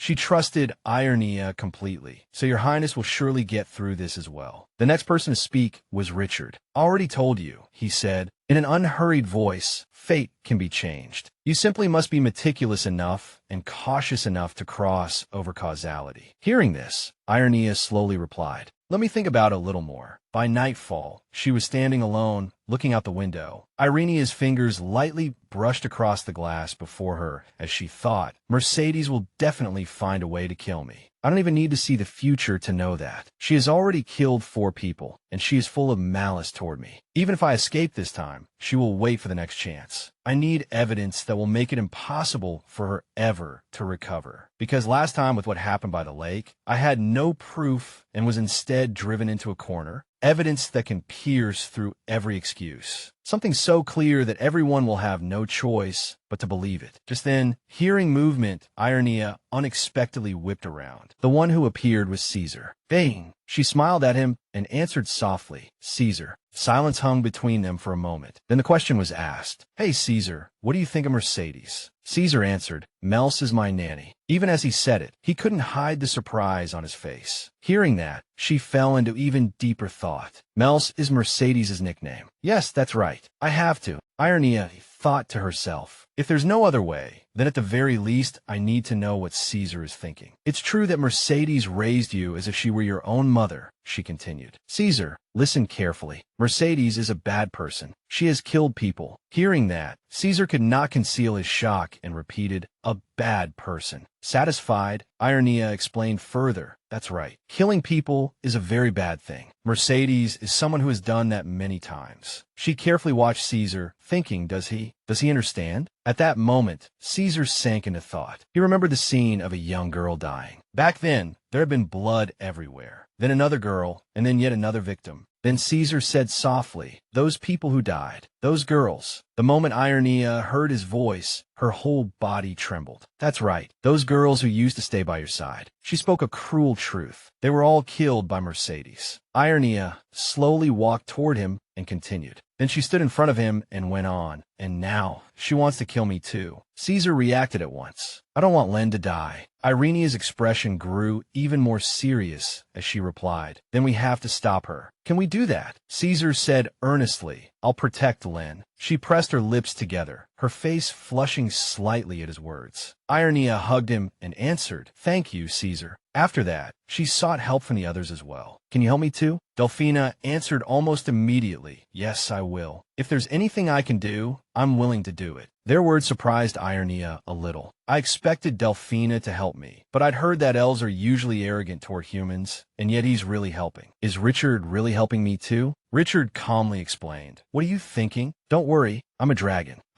I can't refuse his highness." That surprised Irenia a little. She turned to look at Caesar, a dragon, but in the end, she did not ask any further. "All right." A faint smile appeared on Irenia's face. "Then I'll tell everyone what each person has to do." Soon after, a figure left the estate. The figure had only gone a short distance before being spotted by a soldier. The shout startled Delphina. "Hey!" The tall figure stood in front of her and said in a low voice, "You there? What is that?" Looking uneasy, Delphina awkwardly explained, "This is..." The maid leaned in and whispered the information into Giovanetta's ear. She couldn't hide the surprise on her face. "What? Is it true?" Written on the note they had gotten from Delphina were the words, "Your Highness the Second Prince, I will wait for you by the lake tonight." Irenia, Lapis Palace. Giovanetta cried out excitedly. "That little slut really has no shame, seducing 2 princes at the same time. We must report this to Her Majesty the Empress at once." Giovanetta's manner made Marta, standing beside her, a little worried. "My lady." At that moment, Giovanetta was plotting. "No, that's not right. I just thought of an even better way." Then she broke into a radiant smile and ordered her maid Marta, "Prepare me to go out. Where's Mercedes Alonso?" Meanwhile, Mercedes was praying, "The Lord is my refuge and my shepherd. I shall not want." She remembered what Giovanetta had said to her. "Lady Alonso, I came to tell you this because I'm so worried about my sister. I'm too ashamed to tell anyone else." Then the corners of her mouth lifted involuntarily into a scornful smile. You have granted me the power to rule over all my enemies. What Giovanetta had said was this: that child Irenia seems to be secretly meeting the second prince again. I'm ashamed beyond words, but my position is too awkward, so I can't personally try to stop her. You're the one closest to His Highness Caesar. You can stop her before things grow worse. Really, the cross in her hand was hurled viciously to the floor as she cursed. How indecent. Does even God ignore such things? How can that sort of person remain by His Highness's side? By Caesar's side? She closed her eyes slightly and murmured softly, "My son." And so Mercedes thought of Caesar. What kind of child was he at first? The first time I met His Highness Caesar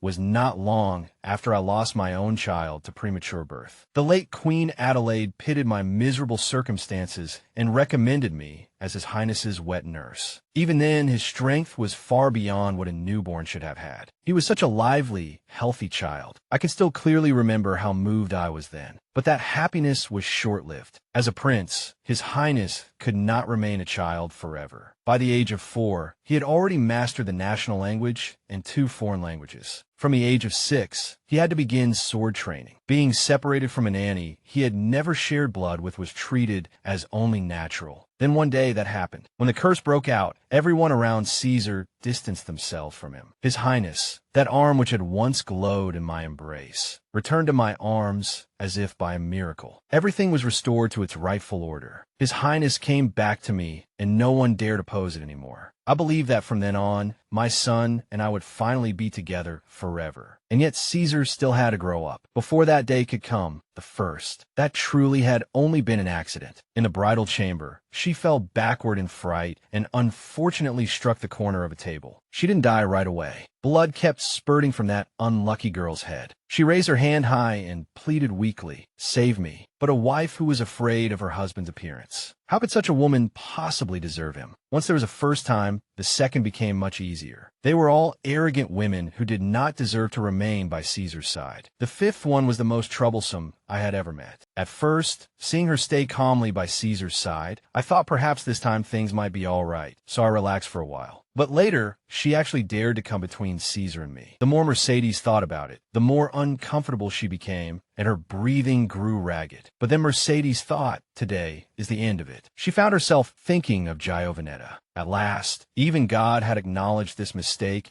and sent His Highness a beautiful person. Then she looked out into the world beyond, toward the direction where the moonlight fell. Once tonight is over, my Caesar will return to me completely. He will belong to me alone. Meanwhile, Irenia appeared. Abraxas, which she had brought with her, was busily moving about as well. Chirp! Irenia looked down at it and smiled. "Thank you, Abu." She remembered Richard's warning. This little bird has an extremely keen ability to sense danger. It is a power His Highness bestowed upon it. Take it with you, just in case. That strengthened Irenia's resolve. Everyone is helping me like this, so I have to believe in the people who are worried about me. She slowly walked toward the lakeside ahead of her. Unexpectedly, a sound suddenly came from behind, making Irenia turn around. Her expression immediately sharpened as she called out a name. Mercedes. As expected, it was her. She had shown herself without the slightest hesitation. "How did you know?" Irenia calmly explained. "Because I knew you would come to kill me." Hearing that, Mercedes merely smiled faintly and continued. "So you already know? But it's too late." Just as she was about to act, Irenia shouted an accusation. "I know what you did." That made Mercedes pause. "Those crown princess candidates. You killed them all, didn't you?" Her face darkened. "What if I say you're right?" Irenia pressed on. "Why did you do it?" She added emotionally. "They were all innocent. So are you." But as Irenia continued speaking, Mercedes had already driven the knife into her. "Don't you love Caesar too?" Witnessing that, the terror on her face could not be hidden. Blood splashed onto Mercedes's face, and she confessed it herself. "That's right. That's why I killed them, because I love him." Meanwhile, Delphina was making her move as well. "Help! Help!" The commotion she created drew the attention of the other nobles. "What's going on? What happened?" At that moment, Delphina was being blocked by several soldiers. "Please, I have something I must report to Her Majesty the Empress." Lady Elvira, Countess Elvira, appeared coldly and questioned Delphina. "Who dares cause a disturbance before the Empress at this hour?" Looking panicked, she pleaded, "My lady, please save Her Highness the Crown Princess. Her Highness is in danger."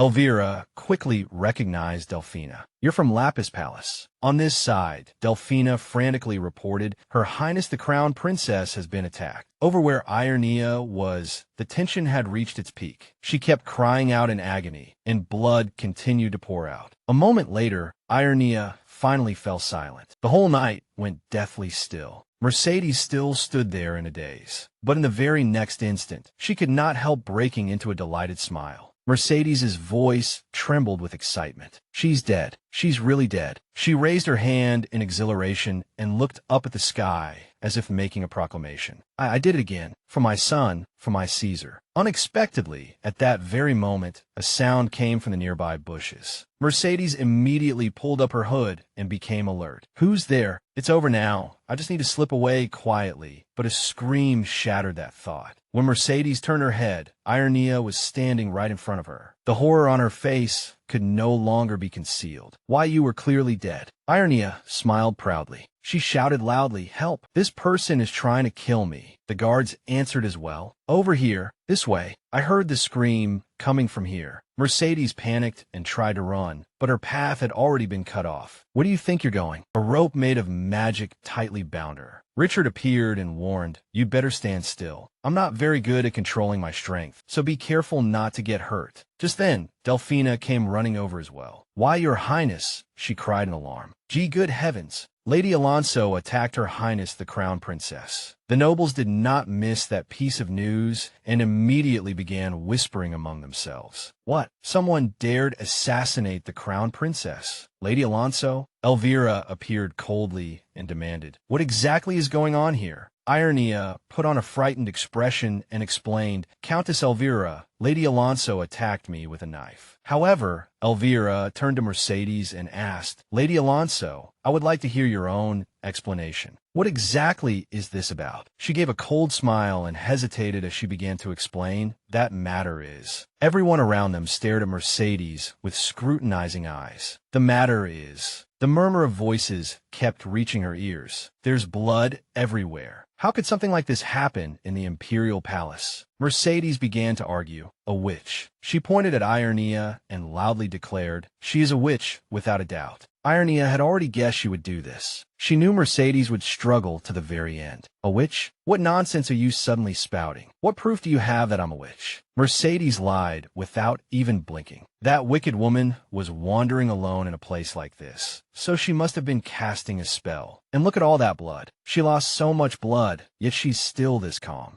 Isn't that the clearest proof of all? The nobles, who had only been whispering until now, began to grow confused. The Crown Princess is a witch. Mercedes secretly congratulated herself, while Irenia thought, "That's right, catching her wouldn't be easy, but I wouldn't come here unprepared." "Magic, is it?" She held something out and asked in return, "Are you talking about this?" What Irenia held in her hand at that moment was a cross. The nobles murmured among themselves, "A Bible and a cross." As for Mercedes, her face had already gone deathly pale. Then Irenia said, "Yes, it may have looked strange that I came here alone, but that is because I pitied the soul of the previous crown princess who took her own life here and came to pray for her." Mercedes suddenly came to herself. "Nonsense. Then what about this? What about all this blood?" The one who stepped forward to explain was Richard. "That is Her Highness the Crown Princess's blood." Without changing expression, he shot back, "Lady Alonso, were you not the one who just injured Her Highness the Crown Princess? If I had not immediately used healing magic, Her Highness the Crown Princess might well have been in mortal danger." The moment Elvira saw Richard, she immediately bowed respectfully. "Glory to the Holy Cross. Royal Tutor, please forgive me." "Is that true?" he said. "It is true. Such a prayer should ordinarily be conducted alone, but His Highness Crown Prince Caesar was worried about the Crown Princess going out by herself, so he ordered me to follow her secretly and protect her." When a certain someone appeared, the air suddenly fell silent. Looking directly at Caesar, Richard said again, "Isn't that right, Your Highness?" Caesar himself still could not hide his shock as he called out, "Mels." Her face was filled with terror, and her voice stammered because of it. "Why, Your Highness, Caesar?" Caesar slowly walked toward her his expression cold as he demanded, "Why did you do it?" Disappointment showed in Caesar's eyes, and Mercedes grew flustered because of it. Murmurs rose all around them. She tried to assassinate the crown princess while she was praying. How can something so disgraceful happen? Come to think of it, Lady Alonso always looked upset whenever there was a new crown princess. Someone cautiously voiced a conclusion. Could it be that she? Mercedes breathed rapidly. No, I did. Caesar continued walking toward her. At that moment, in Mercedes's eyes, he seemed to become the little boy who had once reached out his hand to her and called, "Mels." Overjoyed, Mercedes reached out, wanting to take that hand. But the reality was that Caesar had long since grown up. He coldly withdrew his hand and only repeated the same question. "Why?" His face full of fury, he demanded again, "Why did you do it?" Mercedes could no longer suppress the madness in her heart. Her lips moved rapidly, and then she let out a piercing scream. Everyone around her became instantly wary. "What are you doing?" Delphina had already gone to Irenia's side, but she too could not hide her fear. Mercedes repeatedly slammed her head against the ground. Irenia thought anxiously that if this continued, she would die before she could even be punished. She shouted loudly, "Stop her!" And amid that turmoil, they then heard another shrill, girlish scream. Even Irenia could not help rolling her eyes. What is she doing now? At that moment, the smile on Mercedes's face had become utterly deranged. No, that can't be. Caesar, my son, you would never treat me like this." She directly shifted the blame onto Irenia. "It's all because of that woman. That woman seduced him. My son, my pure and spotless son." The nobles who witnessed it all could only exclaim, "Heavens, how disgusting. She's completely insane." Mercedes turned towards Caesar and opened her arms. "Come, Caesar, come here." Right in front of everyone there, she pulled open her clothes, exposing her chest, and said to Caesar, "A mother must give her son the very best. You need to drink your mother's milk so you can sleep peacefully. Come here." In Mercedes's eyes, he was still only a child. Only then will Caesar come back to me. The people around them noisily whispered about the scene before them. She's completely lost her mind. How pitiful. At that moment, Elvira suddenly spoke. Lady Alonso has always been mentally unstable. With a grave expression, she said, "Although harming another person is undeniably a crime, Her Highness the Crown Princess is safe in the end. So I wonder whether our merciful Her Highness the Crown Princess," here she showed a fawning smile, "might generously forgive her." What? Irenia's hand clenched involuntarily as she thought. She killed 4 innocent women. Forgive her? What kind of joke is that? Just then, a figure emerged from the darkness. Why is it noisy again? One of the nobles saw the figure and hurriedly cried out, The one who had appeared was none other than Prince Matthias. His Highness the Second Prince has arrived. Matthias looked at the scene before him, a meaningful smile spreading across his face. Why is your Highness the Second Prince here? Her Majesty the Empress must be very busy right now, mustn't she? Irenia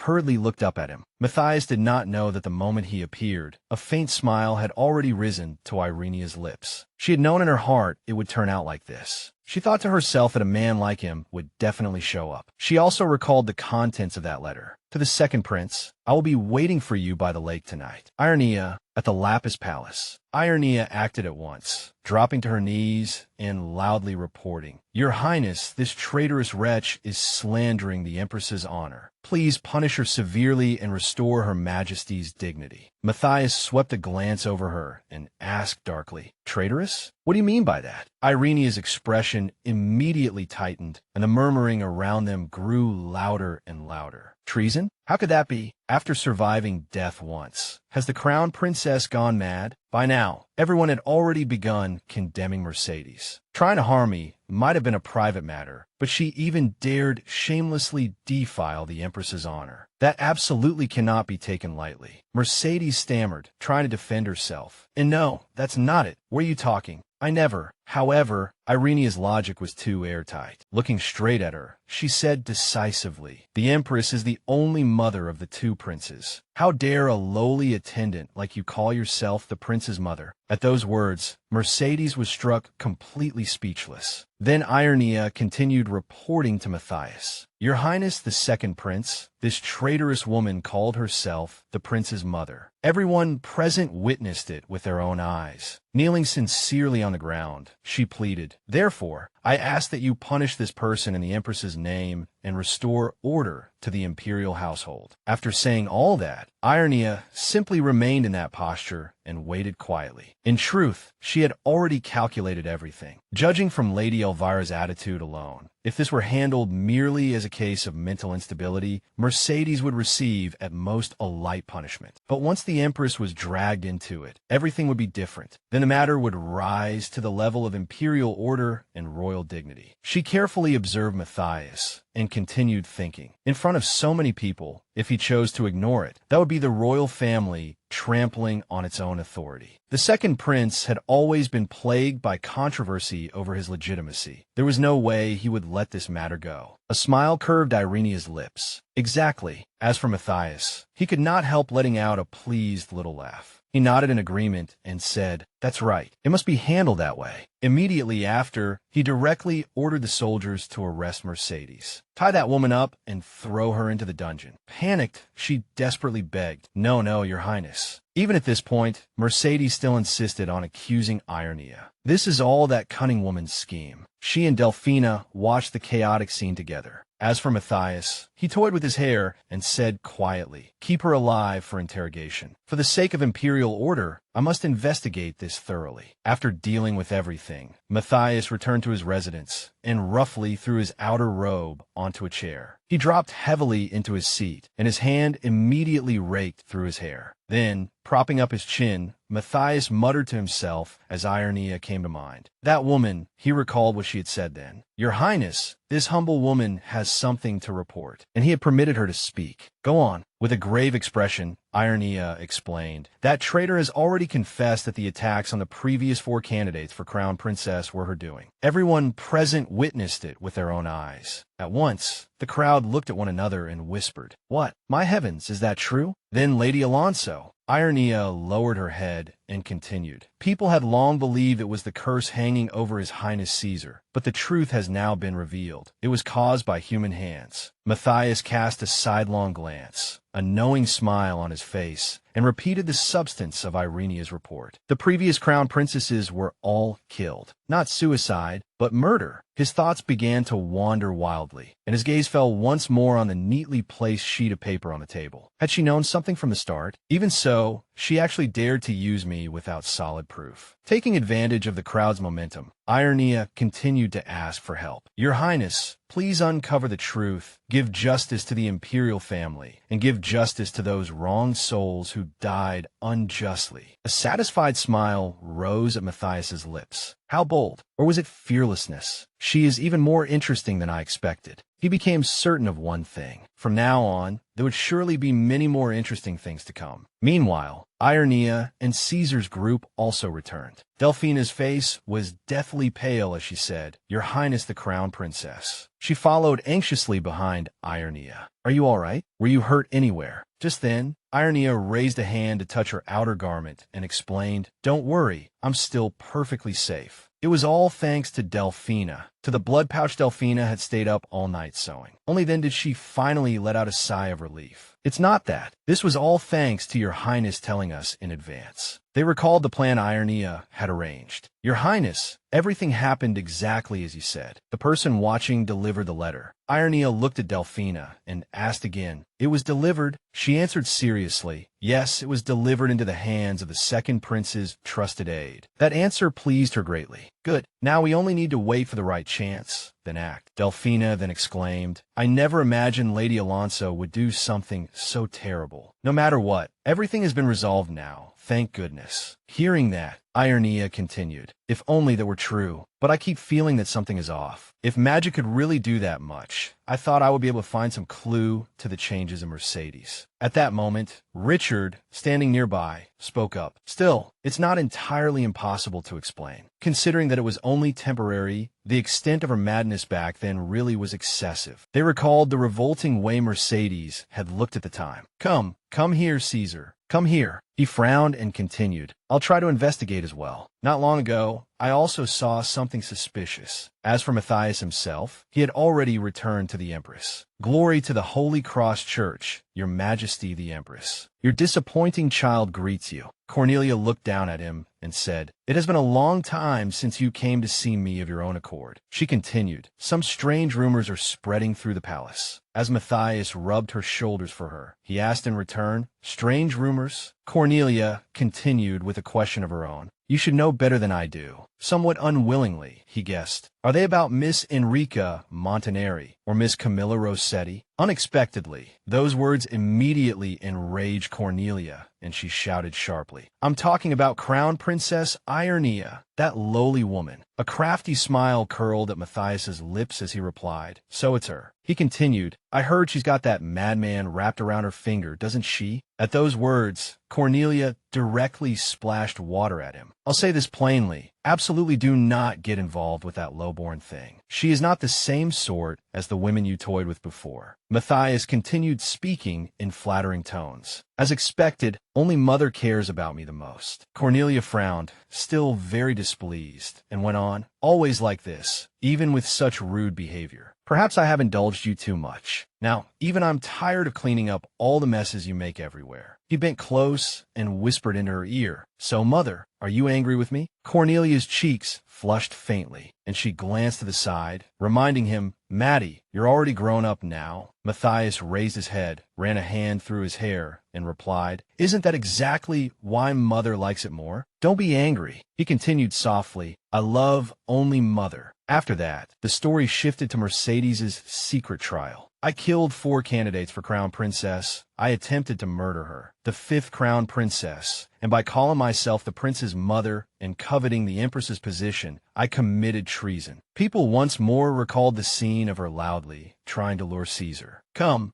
here, Caesar. Ordinarily, all of these were capital crimes worthy of death by cudgel. Death by cudgel was an execution in which a person was beaten to death with rods. But because she had served for many years as the prince's wet nurse, it was ultimately reduced to hanging. Outside, the sky was a clear blue, and Caesar still sat there reading and studying. At that moment, Irenia looked at him intently. An indescribably pensive expression appeared on her face. Irenia said nothing. As she watched Caesar, she thought to herself, does Caesar understand what Mercedes's death means? In truth, on the morning of the execution, I avoided everyone's eyes and secretly went to see Mercedes. In the deepest cell of the North Tower, Mercedes was like a half-burned log. All the madness of that day had vanished completely, and after I asked many questions, she remained silent the whole time, until the final words she forced out were, Please, please. The woman's desperate and terrified expression lingered in Irenia's heart. Please protect His Highness. It made her unable to help feeling afraid. Mercedes repeated that plea once more. Please protect Caesar. At that time, Irenia had promised her, Don't worry, I will definitely protect Caesar. Even now, Caesar was still looking at her worriedly. Renee, Irenia. Only then did Irenia finally come back from those memories and answer him with a smile. Caesar, what is it? That cursed black hand rested on the table. Caesar pulled Irenia into his arms. She lifted her head and looked at his face, full of worry. Caesar. Then she smiled gently and soothed him. What is it? I'm Fina. Within the warmth of their embrace, a promise was made. It will be all right, Caesar. I will protect you no matter what. The sound of scissors rang out, and then several locks of hair fell to the floor. After hearing him make a few resistant noises, Delphina gently soothed him. Almost done, Your Highness. Irenia also followed up, saying, It's all right, Caesar. There, it's really done. She could not hide the blush rising to her cheeks as she thought to herself, I expected this already, but still. Looking at Caesar's new appearance, she said, Caesar, you're really very handsome. He smiled faintly and innocently asked back, Am I handsome? Time continued to pass, and only 1 month remained until the banquet she had promised the Empress she would attend.